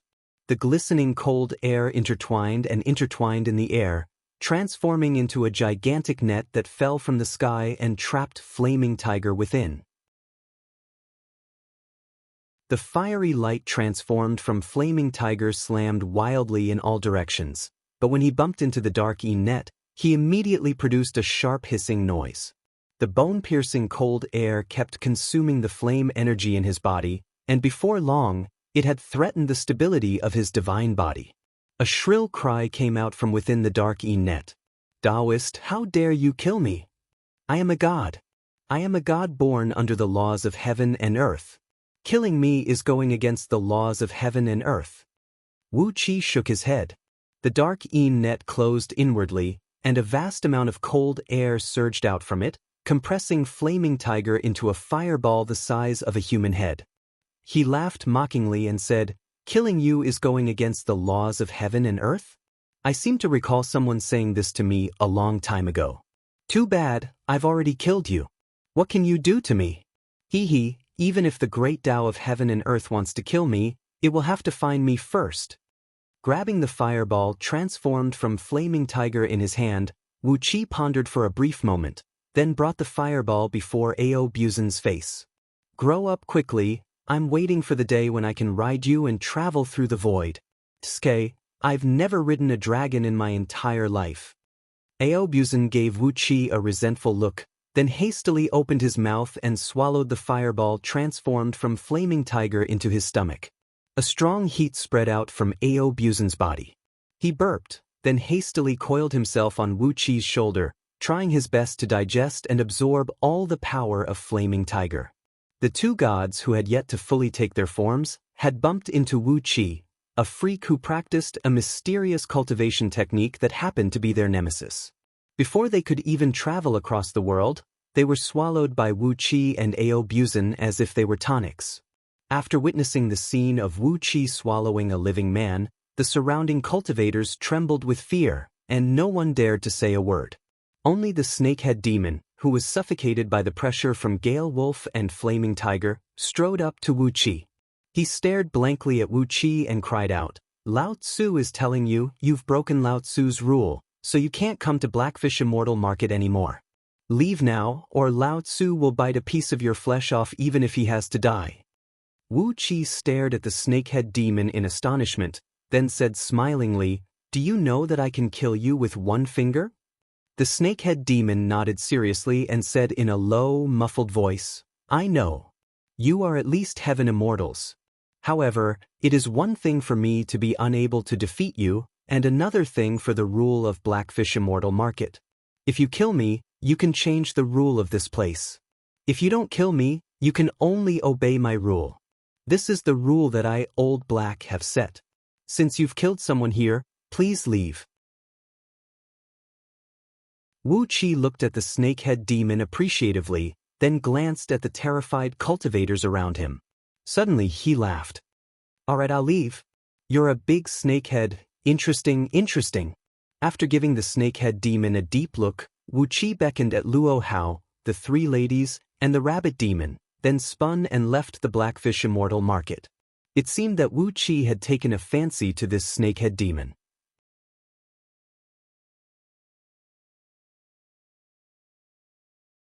Chapter 541. Luo Hao, his father, his daughter, and his companions followed respectfully beside Wu Qi in the wilderness. Not far in front of them, a 4-feet-tall rabbit was imitating Wu Qi. It had its hands clasped behind its back, its head held high up, and was taking slow steps with 1 step at a time, 3 steps at a time. The rabbit demon wagged her head complacently and giggled as she said, I feel much better now that I can walk with my back straight. Ha, the sky is so blue." Luo Ling came next to the rabbit demon curiously, grabbed her ear, and asked, "How did you walk before?" The rabbit demon shook her head and breathed out a deep sigh. "I dug holes everywhere. How could I walk alone in the wilderness? Those DU soldiers are like ferocious fiends. When I ate 2 ripe ginsengs in the mountains, a large troop of soldiers would come charging at me, shouting to kill me. It's just 2 ginsengs." Then, the rabbit demon told Luo Ling about the dangers she had faced in the past. Apart from the siege by the DU soldiers and the daily search and suppression by the oracles, she also had to hide from all the demon cultivators who were stronger than her in the mountains and forests. Jackals, wolves, tigers, leopards, wild bears, eagles, and all the demons who had become demons could hunt her down and eat her. Not to mention the disciples of those itinerant cultivator clans. A rabbit demon who could not defend herself was the best prey for them. A demon corps could at least give them one more cultivator. After cultivating for more than 100 years, this rabbit demon only dared to openly mingle with the crowd in the Blackfish Immortal Market and sell some of the materials she had secretly collected in exchange for some spirit stones for her cultivation. At other times, she would only move about in the cave she had dug herself. Her lair was located in a lofty mountain near the Blackfish Immortal Market. The lofty mountain and a few nearby mountains were riddled with holes by her. A cunning rabbit had 3 burrows, but she had at least several hundred of them. Wu Qi could not help but sigh faintly as he listened to the rabbit demon's complaints. This was the world of cultivators. This was the true face of the cruel world of cultivators. Weak little fairies like the rabbit spirit could only struggle to survive at the bottom. Unless they had a great opportunity and met a powerful figure like Wu Qi as a backer, these weak little fairies could only struggle to survive. Sooner or later, they would become someone else's prey. Wu Qi patted the rabbit demon's head with the back of his hand and scratched her long ears. Smiling, he said, "Nice touch, natural fur. Oh, rabbit, do you have a name?" The rabbit demon tilted her head, her long ears twirling like a windmill. She giggled and said, "I don't have a name, they all call me Rabbit. Master should also be called Little Demon Rabbit." After pondering for a moment, Wu Qi shook his head and said, "Rabbit? What a bad name. There is a Meng Xiaobai in Meng village. TSK, from now on, you will be called Tu Xiaobai. Tu Xiaobai, I will give you another Taoist name. You will be called Taoist Xiaobai. This name is simple and easy to understand. Remember it yourself." Tu Xiaobai, Taoist Xiaobai, nodded innocently. She did not know whether the name was good or bad, but since it was a name given by Wu Qi, she gladly accepted it. The three girls were laughing so hard that they could not stop themselves. The name was just like the chickens and ducks they kept at home. It was just like the name given to them by a pet. Wu Qi, on the other hand, raised his head and stared into the sky. He laughed and said, "Xiaobai, oh Xiaobai, I dare not to use master's name carelessly. But I'll make sure to bring your name to greater heights. Meng village has a Meng Xiaobai, and here we have a Tu Xiaobai. In the future, there will be a tiger Xiaobai, a dog Xiaobai, a horse Xiaobai. Why don't I gather all 12 zodiacs? After all, it is not difficult to find a little white dragon, and I will also have a dragon Xiaobai." Wu Qi gently patted on Ao Buzan, who was coiled on his shoulder and trying his best to digest all the energy of the flaming tiger. Suddenly, a wicked idea rose in Wu Qi's mind. "Or, I can think of a way to dye Ao Buzan's hair? No, I can dye his scales so that he can abandon his identity as a black dragon and become a white dragon?" After a brief moment of letting his imagination run wild, Wu Qi grabbed Tu Xiaobai's ears and began rubbing them. "Little rabbit, from now on, you will be a member of the underhand sect." After a brief moment of pondering, Wu Qi tied Tu Xiaobai's 2 long ears into a knot, then said, "Later on, we will subdue that snakehead demon. After that, you can summon those little demons who live cautiously around your nest. We, the underhand sect, have just been established, and we are currently lacking disciples. Tell them that the underhand sect will treat all its disciples equally, regardless of whether they are demons, devils, ghosts, old or young, handsome or ugly. As long as they are cultivators, as long as they are loyal to the underhand sect, and are friendly to their fellow disciples, I will at least guarantee their future of becoming a heaven immortal." With a few profound cultivation scriptures in his possession, and the Song of Gale, an extremely powerful mystic scripture that could lead him straight to the realm of primordial immortal, Wu Qi felt that the time was ripe for him to establish his own sect and rebuild the underhand sect on Pangu continent. Tu Xiaobai nodded, though she did not fully understand Wu Qi's words. She began to count with her fingers how many demons she knew were as cowardly as her, who did not have the overall strength to protect themselves. Luo Hao, on the other hand, had a bright gleam in his eyes. From Wu Qi's words, he could sense a great ambition. Perhaps, if the Luo clan followed Wu Qi, they would have a wonderful future. If Wu Qi could promise a future of becoming a heaven immortal to those little demons, what would he do to the Luo clan? After all, the Luo clan was the first clan in Mi province that had submitted to Wu Qi. Luo Hao strengthened his confidence once again, and vowed that he would follow in Wu Qi's footsteps. In just a few days, the benefits the Luo clan had obtained from Wu Qi had far exceeded his imagination. As long as they followed Wu Qi closely, the future of the Luo clan would be limitless. The moon hung high in the sky, and the sky was filled with twinkling stars. A few sword beams flashed across a mountain ridge in the distance. They were cultivators who had urgent matters to attend to and were on their way. Wu Qi raised his head and gave the moon a glance. The moonlight was beautiful today, but the stars were extremely dazzling as well. The brilliant starlight and moonlight merged together, transforming into a sheet of silver-purple mist that was drifting down from the sky like a mist. Tu Xiaobai raised her head and gave the sky a glance. Almost instinctively, she opened her mouth and took a deep breath. A stream of silver-purple light that could be seen with naked eyes slowly poured down from the sky and poured into her mouth. Her long fur fluttered even though there was no wind, and every single strand of her white hair was covered with a faint layer of silver light. Midnight was the best time for demons to cultivate. Absorbing a mouthful of the essence of the stars and the moon at midnight was at least as good as 2 hours of meditating during the day. For demons, the essence of the stars and the moon was the source of their cultivation, and it was the starting power of all demons. Patting Tu Xiaobai's big head, Wu Qi said in a deep voice, "Luo Hao, the rest of you should cultivate here as well. The essence of the stars and the moon will be beneficial to you as well." Casually, he threw out several dozens of immortal stones and constructed a grand formation that could condense and compress the essence of the stars and the moon. Then, with a sway of his body, Wu Qi sped towards the Blackfish Immortal Market. As Luo Hao and the others were told, they sat cross-legged in the wilderness and began to cultivate. In the blink of an eye, Wu Qi had arrived outside the Blackfish Immortal Market. With a blink of his body, he plunged into the water like a ghostly shadow, and before long he had arrived at another huge mud pit that measured over 300 miles in circumference. A sturdy black fish was lazily lying in the mud. Dozens of fish-headed monsters were carefully standing on the blackfish's body, using steel forks to pick up the scales on the blackfish's body, smearing the bone-chilling mud on the scales. The snakehead seemed to enjoy the pleasure brought by the cold mud touching his body. His body would shiver from time to time, and the sound of his scales clattering against each other could be heard from his head to his tail. "Snakehead demon, are you enjoying this?" Wu Qi laughed. His laughter shocked the snakehead demon, and he sprung up abruptly, sending several dozens of fish-headed monsters flying far away.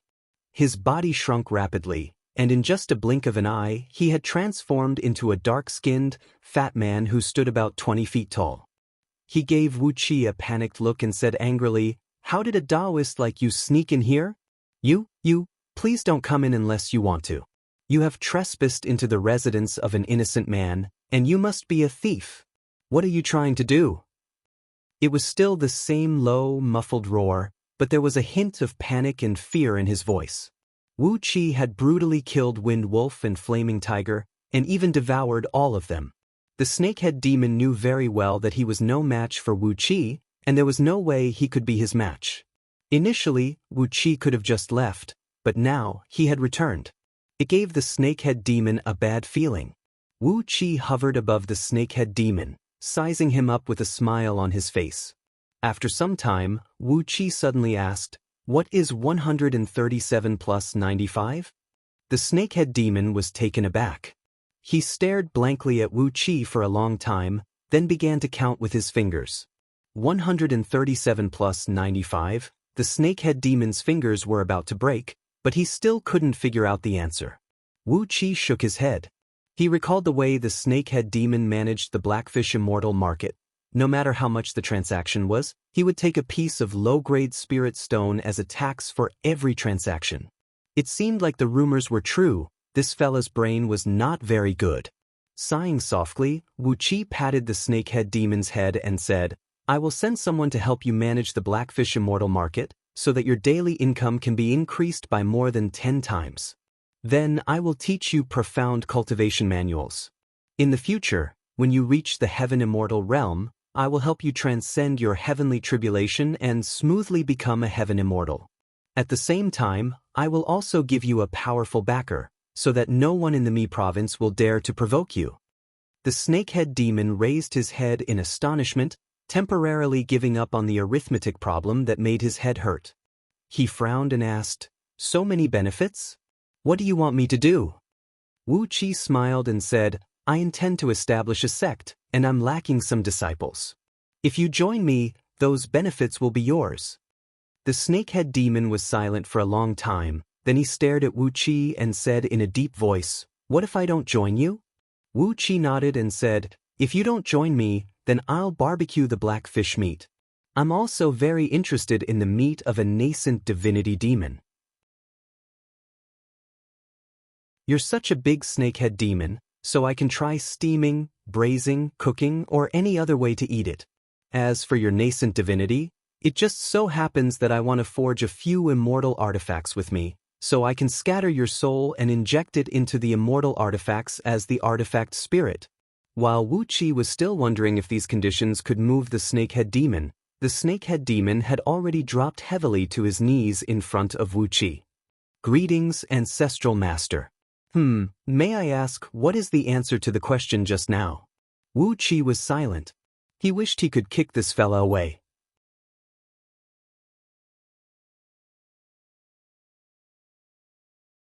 Chapter 542. Under the moonlight, Tu Xiaobai stood proudly on a boulder on a hillside outside the valley of Luo clan, showing off the set of 3 flying swords she had just obtained. It was a mountainside covered with waist-high grasses.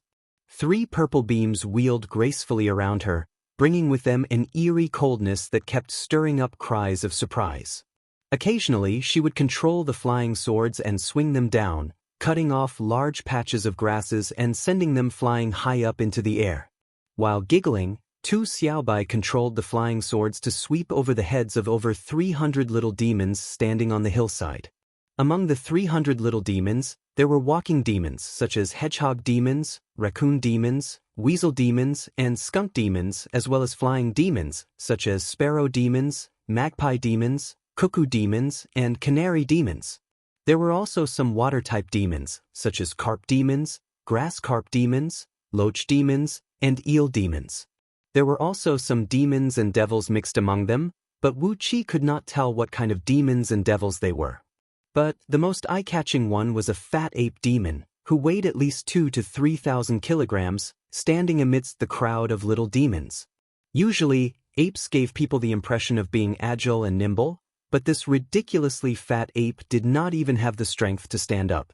Panting, he squatted on the ground, his eyes wide open as he stared blankly at the 3 purple beams flying over his head, saliva dripping from the corner of his mouth.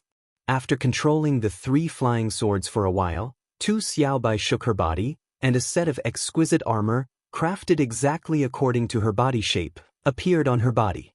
This set of moon-white armor glowed brilliantly, as if it were forged from crystals. The translucent armor was constructed from countless thumb-sized scales, and covered every inch of Tu Xiaobai's body. Even her ears were protected by 2 specially made sheaths. Tu Xiaobai giggled, then carefully controlled a sword beam and stabbed it into her own chest. Amidst the terrified cries of several hundred little demons, a layer of strong white light burst out from Tu Xiaobai's armor. When the sword light collided with the white light, a crisp sound rang out. The armor was not damaged at all, but the sword light was knocked several hundred feet back.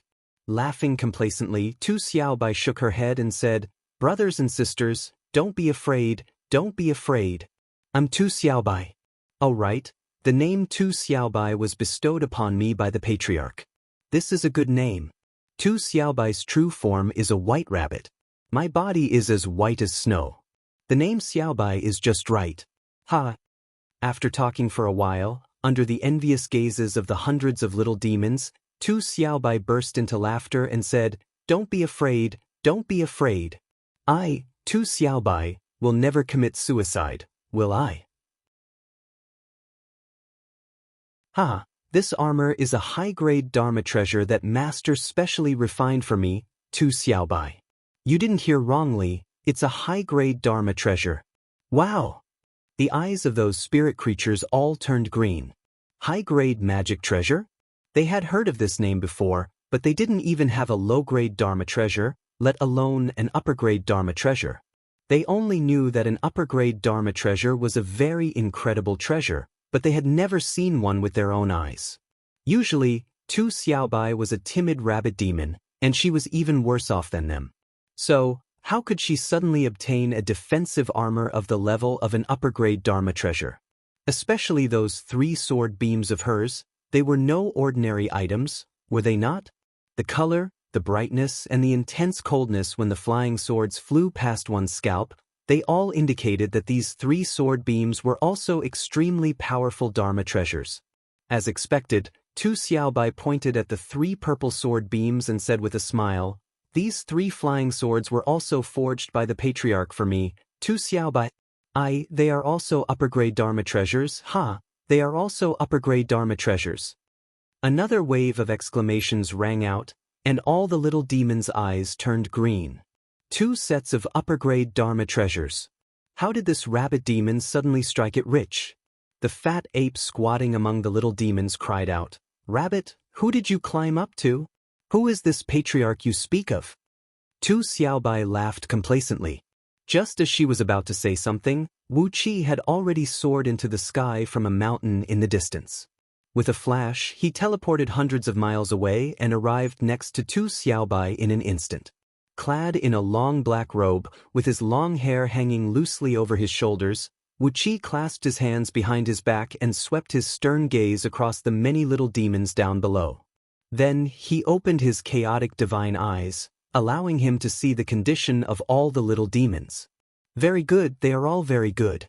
Wu Qi looked at these little demons with satisfaction. The true form of these little demons were those fragile living beings, existences at the bottom of the food chain. The fact that they were able to cultivate into demons proved that they had very good aptitudes. They were able to survive in the cruel world of cultivators, and survive the repeated attempts of the Mi province officials to hunt them down and suppress them. This proved that they were intelligent, and had a firm and tenacious temperament. By taking these little demons as his disciples, he could win their loyalty with kindness while they were still weak. With that, the underhand sect would have a batch of useful and trustworthy disciples in the future. Those cultivators he subdued in the mine in the dark abyss of the Northern Ocean had already developed their own mature minds, and Wu Qi had subdued them with violence and the threat of death. In the future, these cultivators would definitely be eliminated by Wu Qi. The truly reliable ones were still these little demons, who were still naive and had the hearts of beasts. As long as he taught them well, Wu Qi would immediately have a batch of useful disciples. Patting Tu Xiaobai's big head, Wu Qi looked at these little demons and said, "I am the underhand sect leader. Everything Tu Xiaobai has, I have personally forged for her. If you join my sect, you will receive the same treatment as Tu Xiaobai." All the little demons were stunned. Receive the same treatment as Tu Xiaobai? Didn't that mean they could each get 2 sets of magical treasures? They were magical treasures, not magical items, but the legendary magical treasures. His eyes, which were originally green, suddenly turned red. These weak demons rarely even saw Dharma artifacts, let alone Dharma treasures. Furthermore, Wu Qi had promised them that as long as they joined the underhand sect, he would give them 2 sets of magical treasures each. However, the shock brought to them by Wu Qi was not limited to just that.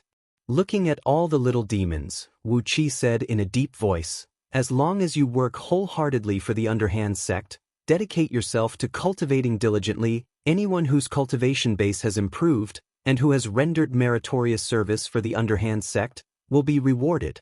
Spirit pills, spirit talismans, spirit items, as long as your contribution increases, the treatment you will receive will also increase." The little demons became even more restless. They did not know how powerful spirit pills and spirit talismans were, but spirit items. Were they spirit items? Did they hear that right? Wu Qi had promised them that as long as they contributed enough, he would give them spirit items. They were spirit items. Not magical treasures, but the legendary spirit items that had a spirit of their own, able to automatically protect their owners and attack their enemies. The ground trembled slightly as the fat ape leaped several hundred feet into the air and landed forcefully in front of Wu Qi. The fat monkey stared blankly at Wu Qi for a while, then suddenly kowtowed and said, "Rabbit has a good character. Although he is timid, he never lies. Ancestral Master, this little demon greets Ancestral Master." Wu Qi gave the monkey a joyful look, pondered for a brief moment, then pulled out a golden staff and a set of awe-inspiring black armor, threw them over to the monkey and said, "Don't you monkeys like to play with staffs? You can have this stick.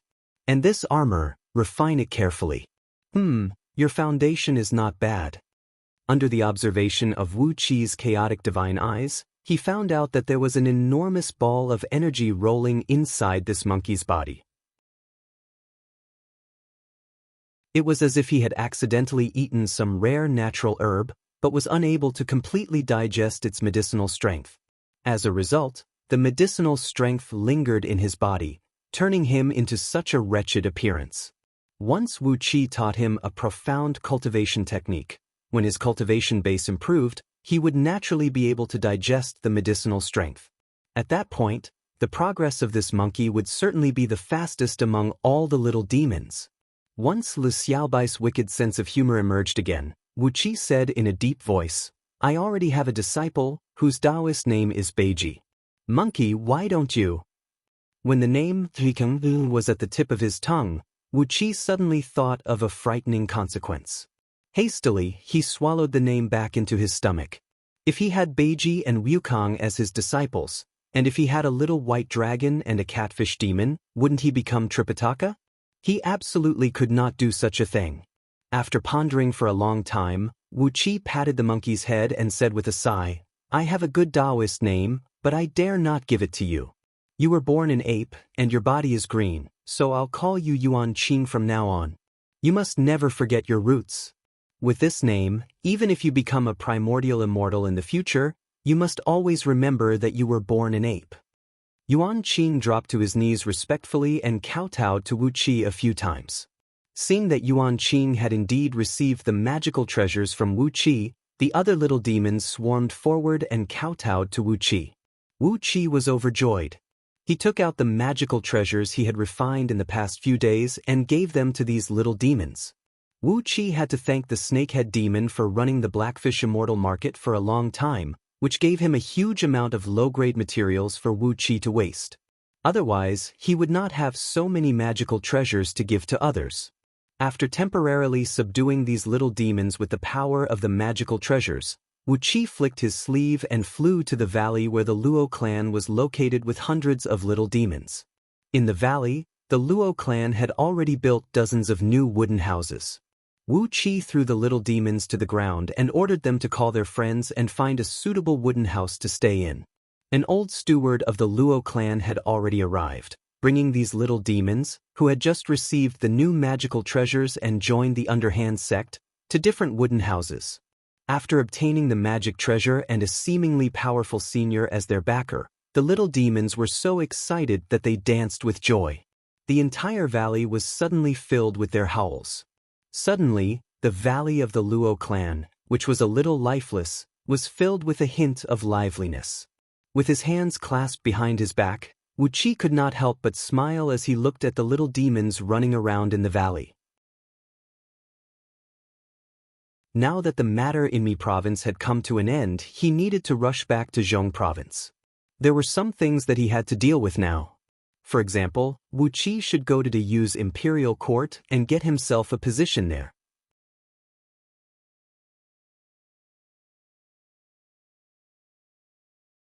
Chapter 543.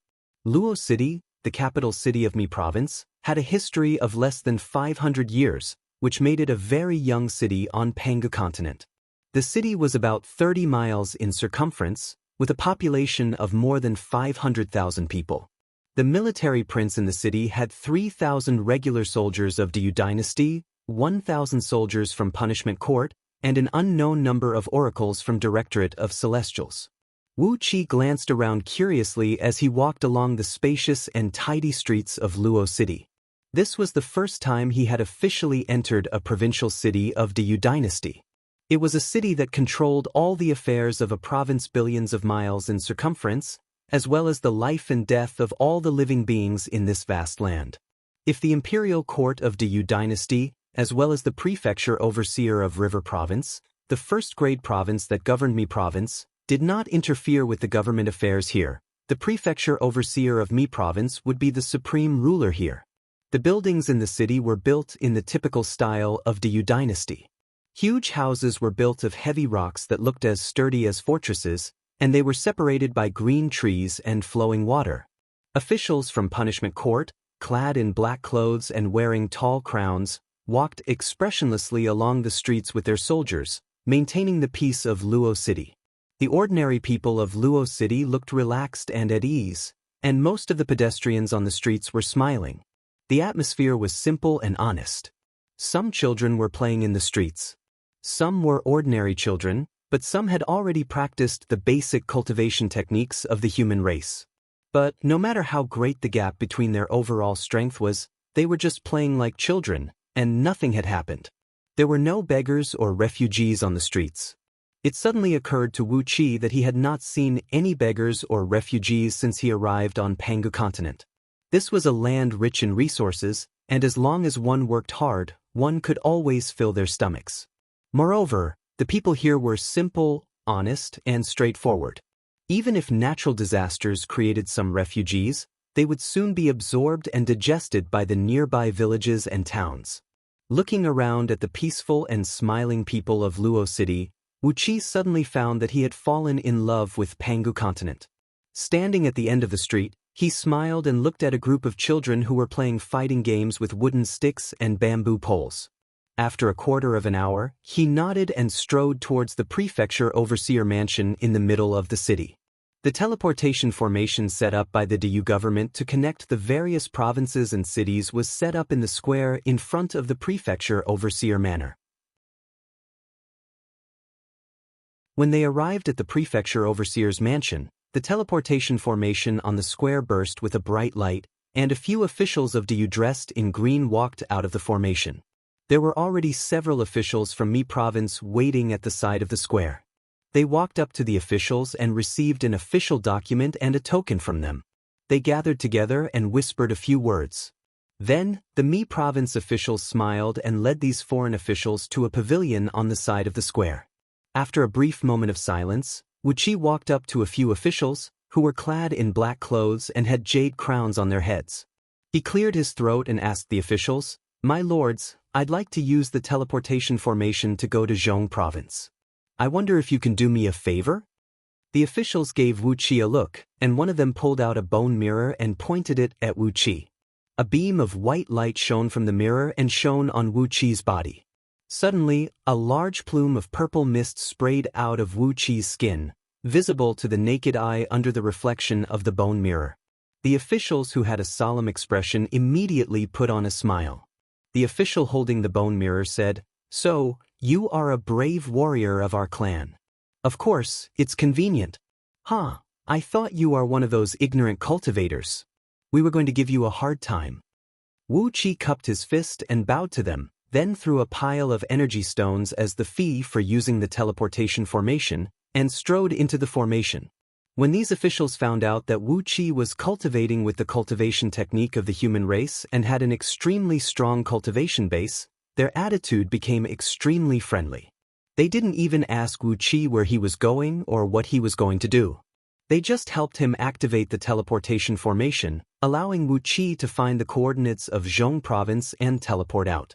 Wu Qi knew that he had deliberately exposed the fact that he possessed the true body of heaven and earth scripture, which was why these officials treated him with such a good attitude.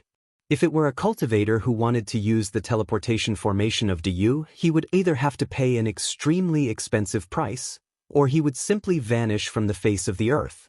Unless he was a cultivator who had a powerful backer, whom the officials of DU would not dare to act rashly, and who had obtained an identity certificate from the immortal pass established by the officials of DU, only then could he use the teleportation formation safely. DU could mobilize its forces between various provinces through the teleportation formation, but the cultivators were restricted to their respective provinces. This made it easier for the officials of DU to strengthen the management and suppression of the cultivators in each province. The pressure brought by the teleportation formation was suddenly lifted, and Wu Qi's eyes lit up. He had already arrived at the teleportation formation in front of the prefecture overseer mansion of Zhongning City. The atmosphere in Zhongning City was extremely strange. As soon as Wu Qi stepped out of the formation, he immediately sensed the murderous atmosphere. Groups of armored soldiers were patrolling the streets around the mansion, their murderous eyes glancing at Wu Qi from time to time. Nearly 100 flying ships were hovering above the mansion, with dozens of oracles from the Directorate of Celestials sitting cross-legged near each of them. The flying ships and the oracles formed a complicated formation that firmly protected the prefecture overseer mansion within. Dozens of extremely powerful auras were hidden in the prefecture overseer's mansion, and their sharp auras were so strong that even the clouds in the sky were shattered. These auras connected with the flying ships and high priests in the sky, locking down the void around the prefecture overseer manor. As soon as Wu Qi stepped out of the teleportation formation, a few swords suddenly came stabbing at him, the tips of the swords pointing at the vital parts of his body. A few fierce-looking armored soldiers surrounded Wu Qi. One of them, a captain clad in golden armor with the soul of a black python hovering behind his back, glared at Wu Qi and snapped, "Who are you? Where are you from? What are you doing in Zhong province? Tell me now." As the captain gave the order, the few swords suddenly thrust forward, their tips almost piercing into Wu Qi's skin. A thought flashed across Wu Qi's mind, and his face turned pale abruptly. I'm an itinerant cultivator," he said with a trembling voice. "I came to Zhong province to seek refuge with a few fellow Taoists whom I made good friends with in the past. My cave abode was breached by a few evil cultivators, and I came here to flee for my life." The golden-armored general scolded, "Are you a cultivator? You don't look like one. I think you are a warrior of the human race." The few swords thrust forward again, and their tips were about to pierce into Wu Qi's flesh. Wu Qi cried out hastily. With a twist of his body, a plume of white smoke rushed out from between his brows, and a nascent soul that looked like Wu Qi flew out of the white smoke, shrouded in layers of watery clouds and emanating a pure and orthodox aura of Taoism. "I'm a cultivator, not a warrior of the human race," cried Wu Qi. "I'm a cultivator, not a warrior of the human race." The captain gave Wu Qi's nascent soul a cold look, then nodded slowly. "You are a cultivator. Not a warrior of our race, not a cultivator of the Fiend League, but a cultivator. A mere nascent soul cultivator, hee." A cold gleam flashed in the captain's eyes, and he was about to give the order to kill Wu Qi. A thought flashed through Wu Qi's mind, and he cried out hastily, "General, those few best friends of mine are the disciples of the 3 lotus thrones and 6 arms demon subduing great Bodhisattva, a disciple of the great solar will dazzling heavenly Buddha. I'm here because they invited me to renounce my Tao and become a Buddha. If you kill me, you won't be able to explain it to them. The great sun heavenly realm will definitely pursue this matter." The captain was stunned. He glared at Wu Qi, then waved his hand angrily and said, "Get lost." Without checking Wu Qi's identity document, the captain let go of Wu Qi and let him leave. Wu Qi narrowed his eyes and gave the captain a look, then spun and left with a smile on his face, flashing into a remote alley at the side of the square. Standing at the entrance of the alley, Wu Qi looked at the main entrance of the prefecture overseer mansion, trying to figure out what had happened in Zhong province during the past few months. None of Wu Qi's celestial fiend puppets had sent him any information about Zhong province. Apparently, all the information had been blocked. The teleportation formation flashed again, and nearly 100 burly men walked out from it. However, their luck was obviously not as good as Wu Qi's. Right after they appeared, a great oracle above the prefecture overseer mansion gave a stern cry, "3 beast warriors! Kill them!" Armies of armored soldiers swarmed over from all directions, while countless restrictive spells and bone talismans sprinkled down from the sky. Before the nearly 100 burly men could figure out what was going on, they were all slaughtered by the soldiers of Zhong province. The corpses were quickly cleaned up, and the blood and gore were cleaned up as well. In just 2 hours, a dozen groups of people had arrived at the teleportation formation in Zhong province. Apart from a few Taoists who claimed that they were supported by powerful sects, and that they were just immortals from outer domains who came to Pangu continent for an adventure, all the other groups of people, whether they were human warriors or cultivators, were killed by the soldiers who swarmed over from all directions. Looking at the overbearing and ferocious behavior of these Zhong province's army, Wu Qi had a rough idea of what was going on. Perhaps Feng Lingling was not killed in the dark abyss of the Northern Ocean, and he had most likely escaped from it as well. But he should not be in a good condition. More likely, he had already received the news that King Baishan was going to deal with him, and that was why he was so vigilant. Interesting. If Feng Lingling really escaped from that place, what would King Baishan and Patriarch Miaoying do? After a brief moment of pondering, Wu Qi shook his head in puzzlement. If Patriarch Miaoying really wanted to deal with Feng Lingling, he would have been smashed to pieces long ago. What exactly had happened that made Feng Lingling only increase his vigilance here, and did not do anything else? Could it be that something had happened to De Yu in the imperial court? I don't have enough information. Wu Qi frowned in annoyance. He could vaguely smell the tremendous risk and profit hidden in this matter, but the lack of information made him not dare to intervene in the matter rashly. With a sigh, Wu Qi gave the heavily guarded prefecture overseer mansion a glance, then transformed into a breeze and drifted away.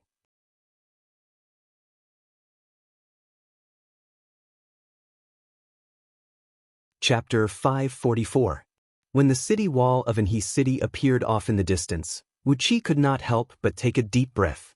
Suddenly, 6 fiend figures rushed out of the city, transforming into 6 black-clothed Taoists before Wu Qi, who cupped their fists and bowed to Wu Qi at the same time. A massive amount of information kept rushing into Wu Qi's spiritual ocean, giving him a comprehensive understanding of the current situation in Anhe City. While chuckling, the 6 celestial fiend puppets fused into Wu Qi's body at the same time. Wisps of chaotic energy carefully flowed from Wu Qi's body into the 6 celestial fiend puppets, gradually transforming their bodies. Wu Qi was looking forward to transforming all 18 celestial fiend puppets into a chaotic body similar to Ao Buzin's. He wondered how powerful they would be.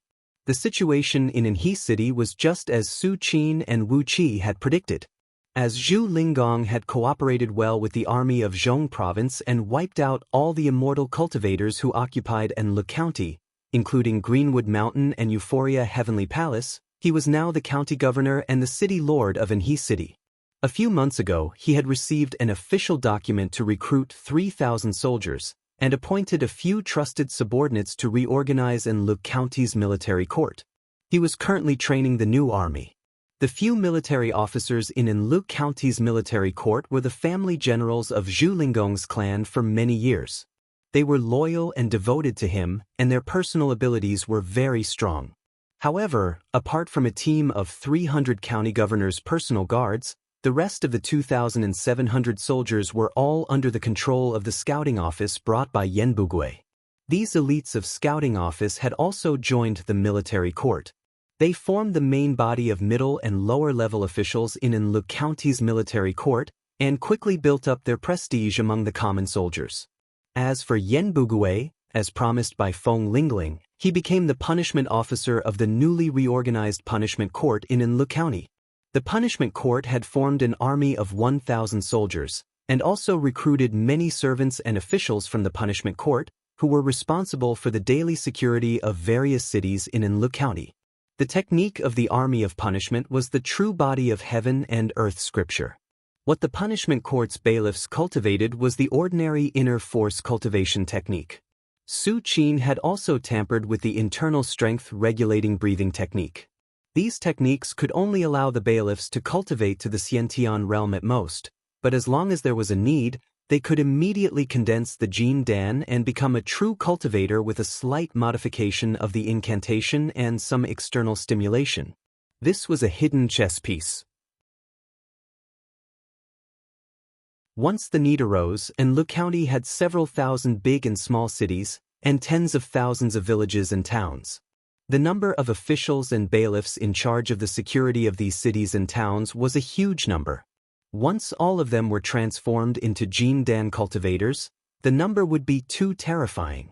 The military court and punishment court had fallen into the hands of Su Qin and Yan Bugui. Apart from that, there were also administrative departments such as the Agricultural Hall, which were in charge of agricultural production, all of which were managed by Zhu Lingong. An administrative department like the Agricultural Department had no real power, nor did it have much benefits, so Su Qin simply gave up control of this area. As for the Directorate of Celestials in Anlu County, it was established by a few low-grade oracles sent by Zhong Province's Directorate of Celestials. The Directorate of Celestials had a venerable status, and it was detached from the administrative system of Anlu County. They had formed their own branch, and neither Zhu Lingong nor Su Qin could interfere with their affairs for the time being. After quickly analyzing the massive data and information sent to him by the celestial fiend puppets, Wu Qi transformed into a beam of dark light and shot into Anhe City. Compared to the time when Wu Qi left a few years ago, the itinerant cultivators who wandered around Anhe City had vanished without a trace. Over the several hundred years since the invasion of itinerant cultivators, The exquisite and novel pavilions built on both sides of the streets had long been demolished. All the buildings in Anhui City had been transformed into the square, heavy, and unadorned buildings of Diyu. As the pavilions built by itinerant cultivators were demolished, the streets in Anhui City had become much wider. From time to time, small groups of punishment court servants would stroll slowly across the clean streets, casting vigilant glances at the pedestrians walking back and forth on the streets. It was especially so for some high-ranking officials. From time to time, they would pull out specially made bone mirrors and shine them at the suspects walking on the streets. Just as Wu Qi landed noiselessly on the street, a young man clad in a green robe and a small hat was shown it by the bone mirror held by an official from the punishment court. Abruptly, a blinding white light burst out from the mirror. The official pointed at the young man and cried out sternly, "Cultivator! An early-stage Jin Dan cultivator!" The shrill sound of a bone flute rang out from all directions, causing a sharp pain in the ears of those who heard it. The common people on the streets were fleeing in all directions, screaming and screaming in panic.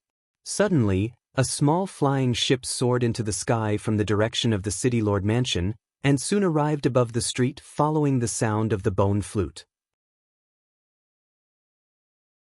Then a dozen muscular figures descended from the sky. Yen Bugue had personally brought a dozen punishment court soldiers to the scene.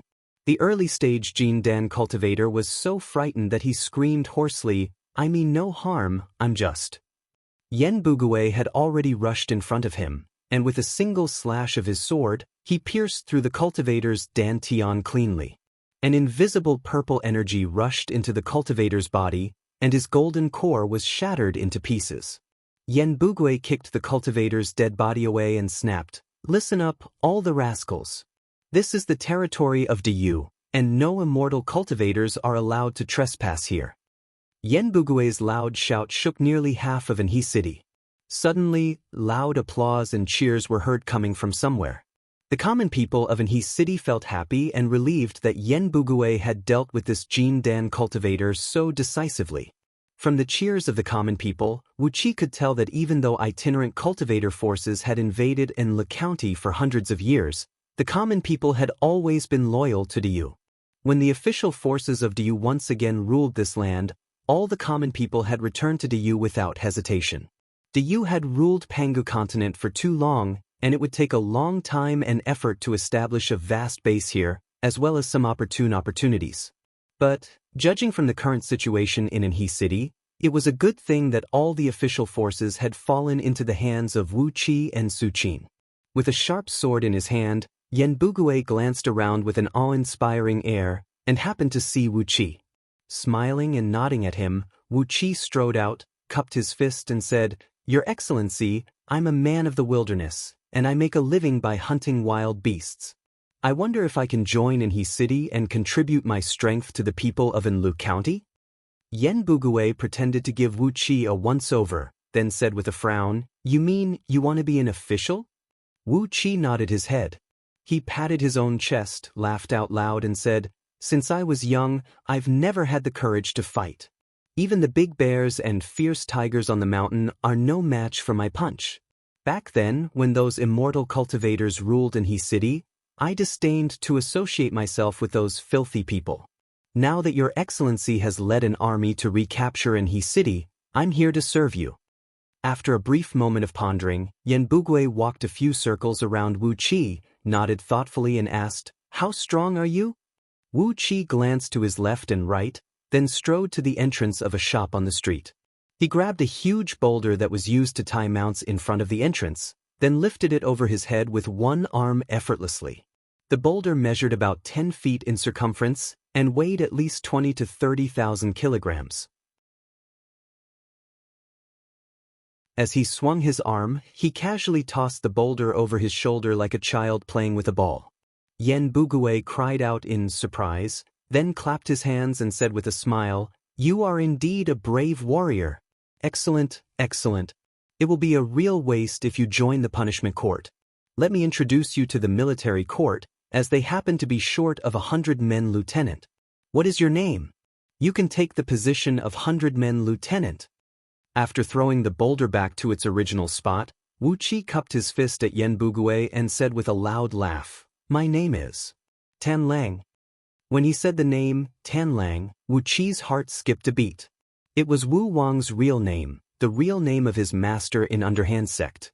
He was going to use this fake name to stir up a reign of terror on Pangu continent. Yen Bugui gave Wu Qi a look, and Wu Qi nodded his head slightly. After that, Yen Bugui pulled out a bone mirror glinting with a bright green gleam and carefully scanned Wu Qi from head to toe. A faint layer of purple mist drifted out of Wu Qi's skin. "No wonder you have such a great strength," Yen Bugui said happily. "It seems that you have comprehended Pangu's power. Excellent. A good man like you who can comprehend Pangu's power on his own is exactly the talent we need." Wu Qi smiled and said nothing. So, the official name of this purple mist was Pangu's power? It was the purple mist that grew on Pangu continent, which was derived from Pangu's body. If it was not Pangu's power, what else could it be? The officials of the punishment court were smiling happily as well. With the purple mist around him, it was impossible for him to be a spy sent by immortal cultivators. 1 was 1 and 2 was 2. For these ordinary officials, this was the simplest question. No one would have thought that there was an abnormal existence like the innate chaotic spirit body, who could make purple mist coexist with other energies. Yen Bugui had discovered a talent, a great talent. Therefore, he personally brought Wu Qi to the military court in Anhui City. Upon hearing the news, Zhu Lingong and a few military officers under him came out to greet them. When they heard that Yen Bugui was going to recommend a man to join the military court, Zhu Lingong's expression remained unchanged, but the faces of the few military officers around him turned unsightly at the same time. Wu Qi's heart skipped a beat. He gave Yen Bugui a look, reached out a hand to touch his face, and smiled without saying a word. Yen Bugui's face was unsightly. "Why are you hesitating over such a trivial matter?" he said with a gloomy face. "Your Excellency, please mind your attitude," said one of the military officers next to Zhu Lingong angrily. "My lord is the current county governor of Anhui City, the lord of Anhui City."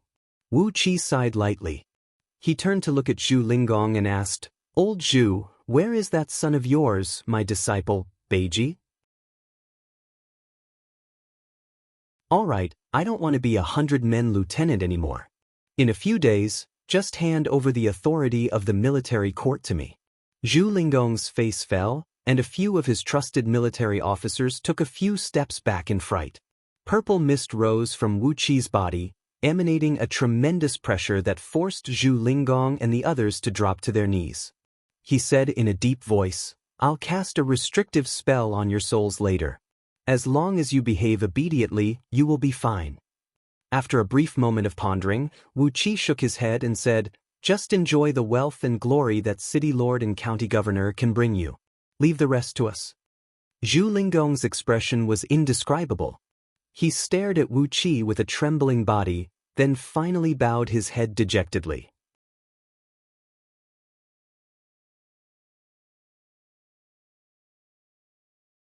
Chapter 545.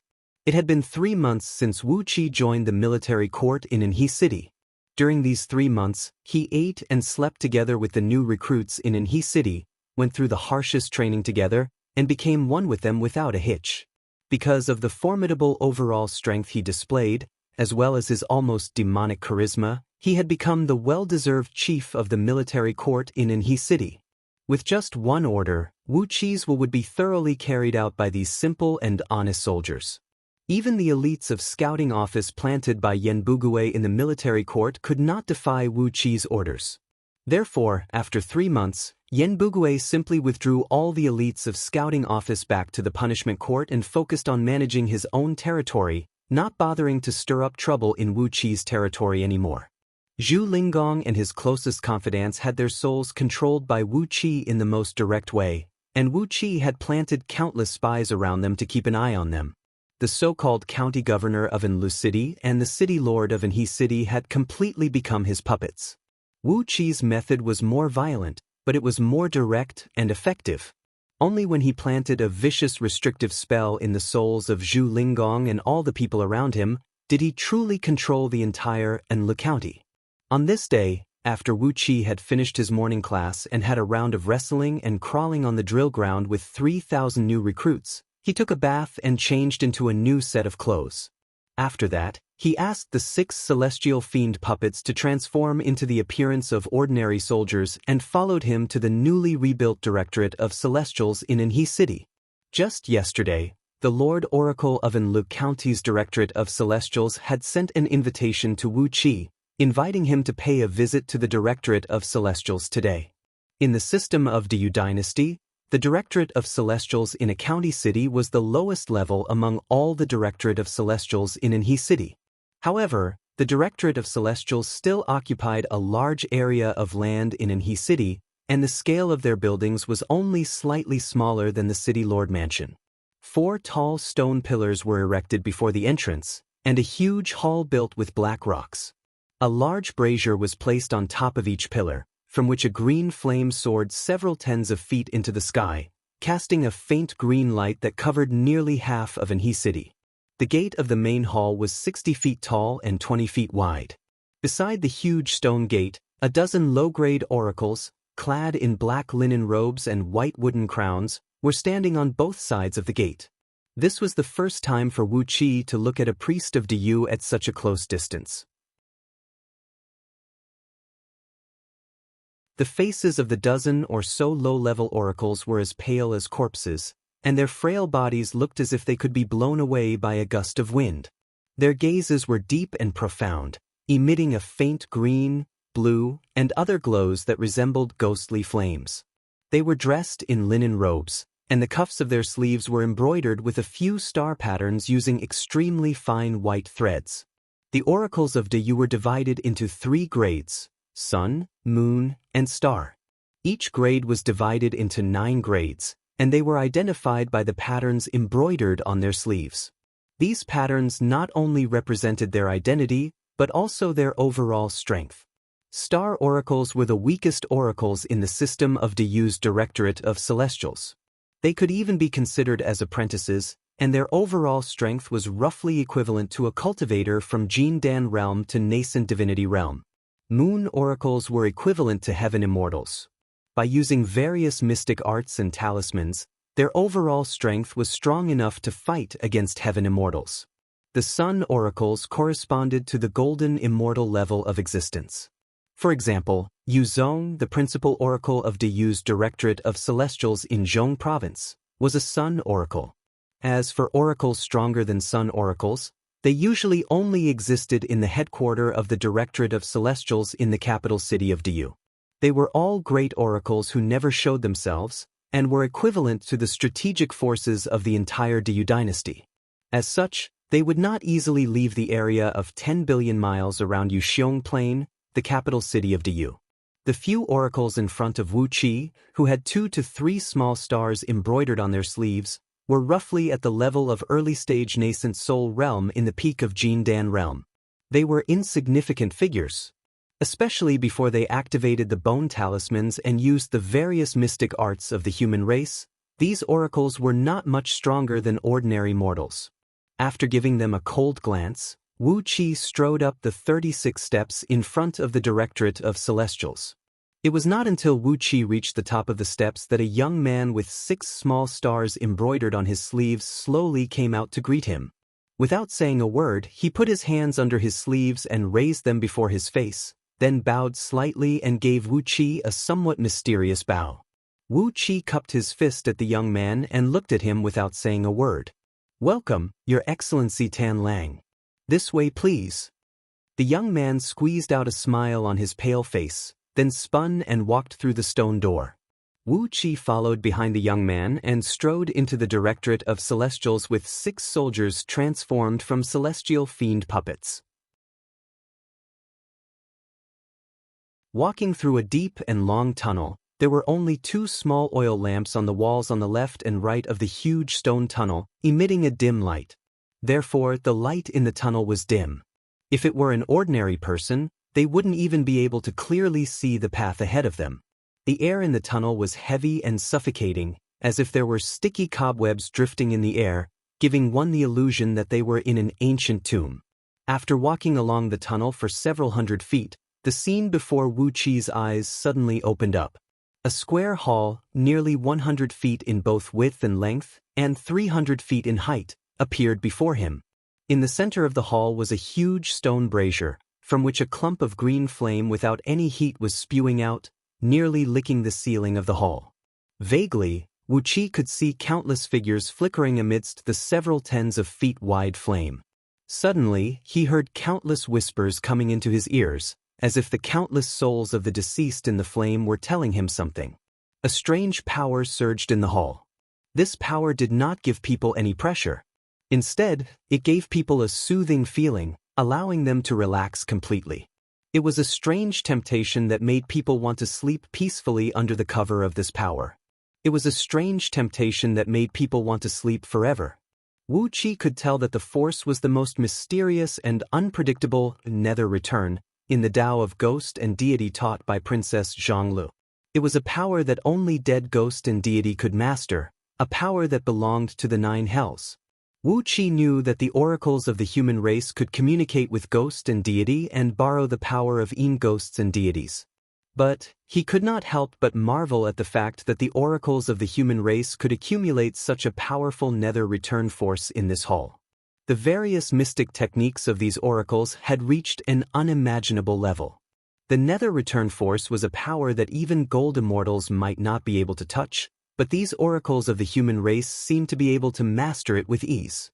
The walls of the strangely shaped hall were engraved with ancient patterns, all of which depicted the ancient people fighting all kinds of ferocious birds and beasts, as well as ferocious deities and evil ghosts on Pangu continent. Without exception, all the patterns showed that human beings had won in the end. A bloody, primitive, and violent pressure could be sensed from the ancient and thick carvings.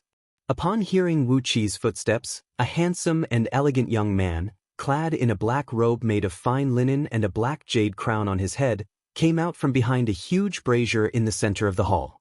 With a smile on his face, he put his hands under his sleeves and raised them before his face, then bowed slightly to Wu Qi. Wu Qi cupped his fist and returned the bow. "You Mu, the great oracle of Enlu County's Directorate of Celestials?" he asked in a deep voice. He glanced at the young man's sleeve and saw 3 crescent moons embroidered on it. Clearly, his overall strength had surpassed that of a lower-tier heaven immortal, reaching at least the level of a 27th-tier heaven immortal, or even higher. On top of that, moon oracles were different from star oracles. They had been dealing with the power of ghost and deity for many years, and their bodies had been soaked in the power of ghost and deity, as well as the power of nature. As a result, they possessed certain divine abilities and extraordinary abilities, and were no longer a weak and pitiful mortal body. Any cultivator of Jindan realm could kill a 9-star oracle with a sneak attack. However, no celestial immortal could so easily assassinate a moon oracle. The power of Moonseal's priests was beyond the imagination of ordinary people. Moreover, compared to the power of heaven immortals, the power possessed by oracles was much more mysterious, unpredictable, and difficult to guard against. The fact that they were moon oracles was more than enough to make Wu Qi vigilant. Standing in front of the brazier, he smiled faintly and said softly, "I am Yu Mu, the master of Enlu County's Directorate of Celestials." A pale green ghost flame flickered in his eyes as he said in a deep voice, "Ever since Enlu County returned to the rule of Diyu, and I was ordered to take charge of Enlu County's Directorate of Celestials, I have been observing everything here. Now I've chosen General Tan Lang. I'm just a little 100-man lieutenant, not a general yet," said Wu Qi in a deep voice. Yu Mu shook his head with a smile and said, "If General Tan Lang is willing, you will be a general very soon. The latent power of Yu clan in Zhong province is beyond your imagination. With just a word from me, I can make you the general of Anhe city's military court." After a moment of silence, Wu Qi looked at Yu Mu and said, "Wild beasts in the mountains will never make friends with fresh flesh and blood. Yu Mu, what are you trying to do?" Yu Mu smiled satisfyingly, then nodded and said, "You have an excellent aptitude. I heard that you have sensed the power of Pangu without cultivating any cultivation technique. I need an ally like you." Perhaps it won't be long before you possess the strength to stand on equal footing with me. This is not something rare on Pangu continent. He took 2 steps forward and said in a deep voice, "It is always easier for 2 wild beasts to capture prey than one. Become my ally and control everything in Anhi City. I'll support you to become the general of Anhi City, and I'll support you in your promotion step by step in the future. As long as you support me with all the strength you have, and let me constantly gain benefits, that will be more than enough."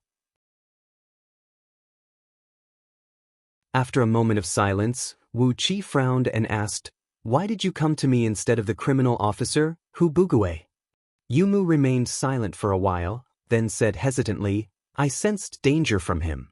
But I don't sense that from you." Wu Qi's heart gave a slight jerk.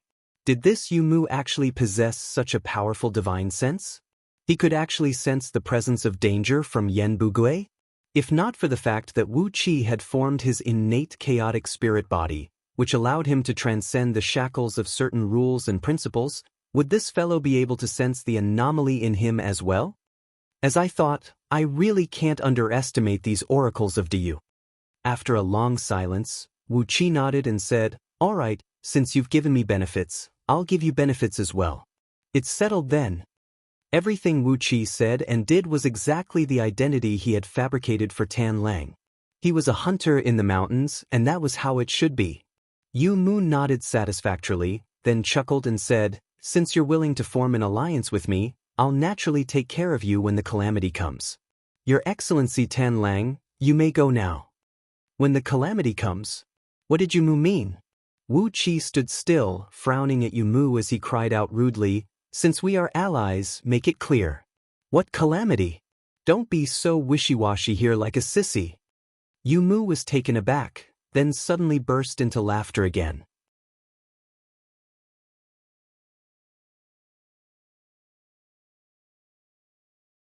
Chapter 546. Walking along the streets of Anhi City, Wu Qi had his head bowed as he pondered over the calamity Yu Miao had mentioned. The root of the matter was the incident in the dark abyss of the Northern Ocean. Together with many civil and military officials of Zhong province, Feng Lingling had stumbled upon the scene where King Baishan and Patriarch Miao Ying were flirting, and King Baishan and Goddess Miao Xian had issued a killing order. After a bloody battle, apart from Reverend Li Yang, who was rescued by Goddess Xian Dai and escaped with a mystic technique, Feng Lingling and a few important ministers of Zhong province, including Yu Miao, who had a grudge against Wu Qi, had also escaped from the dark abyss of the Northern Ocean. One had to admit that as the prefecture overseer of Diyu's first-grade province of Zhong province, Feng Lingling did have many life-saving treasures. As the chief oracle of Zhong province's Directorate of Celestials, Yu Miao's life-saving treasures were no less than Feng Lingling's. No one knew what had happened in the battle, but Feng Lingling, Yu Miao, and a few others had escaped from the dark abyss of the Northern Ocean and returned to Zhong province. It was a terrible thing. As soon as Feng Lingling returned to Zhong province, he immediately sent the most urgent warning to the capital city of Diyu. King Baishan had colluded with heaven immortals from outer heavenly realms, and had even killed an important minister of Diyu by force. Clearly, he had the intention of rebelling, and his crime could not be forgiven. Not long after Feng Lingling sent the warning, an imperial edict was delivered directly from the celestial court to the current human emperor of Diyu. Feng Lingling, the prefecture overseer of Zhong province, had led an army to attack the temporary imperial residence of the celestial court's 9th celestial lord. What was his intention? The human emperor, please give the great emperor of celestial court an explanation. When the celestial court's imperial edict was delivered to the imperial palace of Diyu, and many important ministers of Diyu were having a headache over the matter, King Baishan had struck out in a leisurely manner. King Zhangqiu, the son of King Baishan, was obsessed with women, and had unintentionally seduced Goddess Miao Xian, the disciple of Patriarch Miao Ying. Such a treasonous act had indeed violated the human emperor's ban. King Baishan had already punished King Zhangqiu severely, and was going to imprison him for 10 years as an example. However, King Baishan angrily complained to the human emperor, saying that Feng Lingling, the prefecture overseer of Zhong province, had an affair with a heaven immortal from outer domains. who did not know that he, King Baishan, was loyal to the imperial family of Diyu. How could he do such a thing? Feng Lingling harbored an ulterior motive, as he had falsely accused the members of Diyu's imperial clan. He had to kill Feng Lingling and his entire clan to maintain the dignity and reputation of Diyu's imperial clan.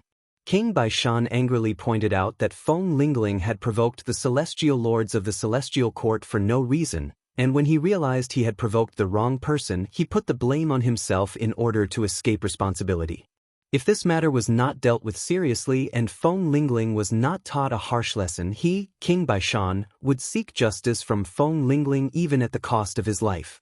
Both King Baishan and Feng Lingling only had one side of the story. So, who should he believe? Especially when the matter involved the celestial lords of the celestial court, would the celestial court take advantage of it if it was not handled well? Yu Mu told Wu Qi that the case was currently being debated in the imperial court of Diyu. It had been going on for months, but there was still no conclusion. Yu clan had a very strong backing in the Directorate of Celestials of Diyu, so they were not worried about the final outcome of the matter. Whether Feng Lingling continued to rule Zhong province, or some other lucky fellow obtained the power, Yu clan's status would not be shaken, and the people of Yu clan would not be punished. But, judging from the current rumors in the imperial court, Feng Lingling was very likely to be in deep trouble. Once Feng Lingling was in deep trouble, Feng clan would face a purge from top to bottom. All the officials and clans in the 300 provinces under the jurisdiction of Zhong province would be purged with blood, and replaced by the direct descendants of the new prefecture overseer. Such a thing had happened more than once in the history of Diyu, and the official clans of Diyu had a deep understanding of such a cruel purge. If Feng Lingling was really purged, no doubt Feng clan would be in deep trouble, but Zhu Linggong, who had just been appointed as the county governor of Anlu City and the lord of Anhe City, would also be knocked down to the ground. Yu Mu hinted to Wu Qi that only when Wu Qi became his ally could he protect Wu Qi. In return, Wu Qi would naturally support Yu Mu with his military force. Both of them would support each other and move forward together. After all, as a member of Yu clan, Yu Mu also had the ambition to climb up the ranks. The higher the status of a member of Yu clan, the more profound mystic techniques and talismans they could obtain, the better supplies they could get, and the stronger beast souls they could fuse with. The reason why Yu Mu chose Wu Qi as his ally was that Wu Qi was born in the wilderness, and had nothing to do with the official clans in Zhong province. At the same time, Wu Qi had shown excellent aptitude and charisma. A man like him was destined to have a good future in the military court. Yu Mu was a smart man, so he approached Wu Qi and made a formal request to form an alliance. Since I have nothing to lose, why shouldn't I agree to his request? Wu Qi smiled. Just now in the Directorate of Celestials, he had promised Wu Qi that as long as Yu Mu could protect him in the storm that might break out in the future, he would do his best to help Yu Mu attain a higher status and greater benefits. In the same way, Yu Mu would use all his strength to pave a golden path for Wu Qi's advancement. It was nothing more than an exchange of benefits. Yu Mu was very experienced in doing such things, but he never dreamed that Wu Qi was 100 times more experienced than him. Grinning coldly, Wu Qi suddenly turned around and walked out of Anhe City, striding toward a vast mountain range in the distance. As he ran, Wu Qi quickly spread his divine sense in all directions, cautiously checking the surroundings. Meanwhile, the 6 celestial fiend puppets spread out in all directions, guarding the passage behind Wu Qi, not allowing any eyesore to pass through. The ground under his feet trembled slightly as Wu Qi's divine sense captured the fluctuation of an energy vein. The purple energy in his body quickly fused with the fluctuation, and with a blink of his body, he was teleported to the depths of a distant mountain range along the energy vein. He did not make any sound or stir up any energy fluctuation when he teleported. It was the Kwafu chasing the sun step, a divine ability unique to the experts of the human race. After taking a few turns in the depths of the mountain range, Wu Qi suddenly plunged into a cliff. The cliff shook and rippled like water. Wu Qi plunged into the cliff, and in front of him was a valley that was shrouded in green pines and wisterias, making it very difficult to see from the sky. On top of that, It was also shrouded in formations, making it even more secluded. The valley was about 100 miles long, and its widest part was only about 1 mile long. The terrain was winding, with streams murmuring in the valley, and a 9-turn waterfall pouring down from one end of the valley. There were also 2 energy veins that converged at the bottom of the valley. The place was rich in water vapor and natural energy, and as a result, the valley was full of exotic flowers and plants. As soon as Wu Qi stepped into the valley, he smelled a refreshing aroma swirling around him. It was indeed a good place to live in seclusion and cultivate. As soon as he stepped into the valley, a figure suddenly rushed out from a corner. A flaming mirror soared into the sky, and a large sheet of flame silently burned down toward Wu Qi's head. The faint blue flame came with a strange heat that could penetrate through one's internal organs, as if the blood essence in one's body would be triggered by it and turn into a clump of flame that could burn one to ashes. The 3 ultimate heavenly flame of burning essence was a vicious flame that could restrain immortal cultivators, a flame that could burn one's essence, energy, and soul. Wu Qi smiled faintly. With a shake of his hand, he sprayed out a plume of cold air, which spread out and transformed into a large sheet of Xianbing shield that blocked the attack of the flame. Then his body twisted and his face twisted, transforming into the appearance of Taoist greed. Supremacy 3 Flame, Wu Qi cried out in a deep voice, "It has been years since we last met. Why did you attack me with such a powerful attack?" The figure was none other than Supremacy 3 Flame, who was clad in a red Taoist robe, baring his fangs and brandishing his claws. He was harvesting a peculiar crop called Blood Valley nearby, and was planning to use it as a raw material for brewing fine wine.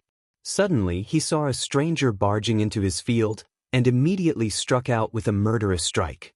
But when he saw Wu Qi transform into the familiar Taoist greed, he hastily retracted the 3 ultimate heavenly flame of burning essence, rushed forward and threw his arms around Wu Qi. "Ha! My good brother. Damn it, it has been a few years since we last met, but what exactly are you up to?" Supremacy 3 Flame roared with laughter as he held Wu Qi in his arms, then gave Wu Qi a few punches. Supremacy 3 Flame was indeed confused by Wu Qi. Initially, he had established Euphoria Heavenly Palace in Anhe City and had taken control of the entire Enlu County. What a great foundation it was! Not even 2 years had passed since Supremacy 3 Flame became the old great emperor of Euphoria Heavenly Palace. Then, Feng Lingling arrived with an army, and a fight broke out between the army of Zhong Province and the Immortals of Green City. Inexplicably, Euphoria Heavenly Palace fell apart, and the official force of Diyu regained control of Enlu County. After that, Wu Qi's celestial fiend puppet brought Supremacy 3 Flame and the others to hide in this deep valley. Over the past few months, not even a shadow was seen. Supremacy 3 Flame was a man who liked bustling places, and he had been bored to death in this valley. But the celestial fiend puppet had told him that Wu Qi would be back very soon. That was why Supremacy 3 Flame had been suppressing his temper and staying here for so long. Looking at Supremacy 3 Flame's happy face, Wu Qi could not help but feel excited. Supremacy 3 Flame is a good friend. Gladly holding Supremacy 3 Flame's hand, Wu Qi told Supremacy 3 Flame about what happened in Miaoying Palace, and what he had been doing over the past 2 years.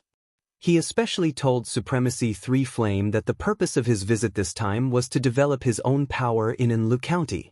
Because Wu Qi already had a very reliable ally in Enlu County, he did not have to worry about any obstruction from the official force of Diyu. Wu Qi was planning to build an enormous power within Enlu County as the foundation. Supremacy 3 Flame danced with joy as he listened to Wu Qi's story. Just as he was about to ask Wu Qi about his specific plan, Eugene hurried out from the deep valley with Beiji. Upon seeing Wu Qi, Eugene could not help but fall to his knees excitedly and say, "Senior, you're finally back." Beiji, on the other hand, dropped to his knees obediently and kowtowed respectfully to Wu Qi. "Your disciple offers greetings, Master. It has been a few years since we last met, and your cultivation base has become stronger." Wu Qi gave Beiji a faint kick. "How do you know that my cultivation base has become stronger?" Are you trying to flatter me? While greeting Eugene and Beiji, Shui Mei, who had grown into a girl, rushed out riding on a sword beam. When she saw Wu Qi, she could not help but let out a loud cry of joy and rushed happily before Wu Qi. After that, a group of young boys and girls rushed out of the valley. They were selected by Euphoria Heavenly Palace to be offered to Qingqing sect for the opening ceremony. These were the children with excellent aptitudes carefully selected from Enlu County, and they were also brought here by the celestial fiend puppets. Seeing that more and more people were coming, Wu Qi could not help but stamp his feet. Fine, let's settle this matter today. Looking at the crowd, Wu Qi said in a deep voice, "Ladies and gentlemen, I intend to establish the underhand sect here today. There is no time like the present, so let's settle this matter today." You're tuning in to the Passion Pages YouTube channel. We're so grateful for your support, and don't forget to subscribe to join us on this incredible journey through captivating stories. Your generosity through donations truly makes a world of difference, as it's the primary source of revenue that allows me to expand and enhance this channel for you. Thank you from the bottom of my heart for being a part of this adventure.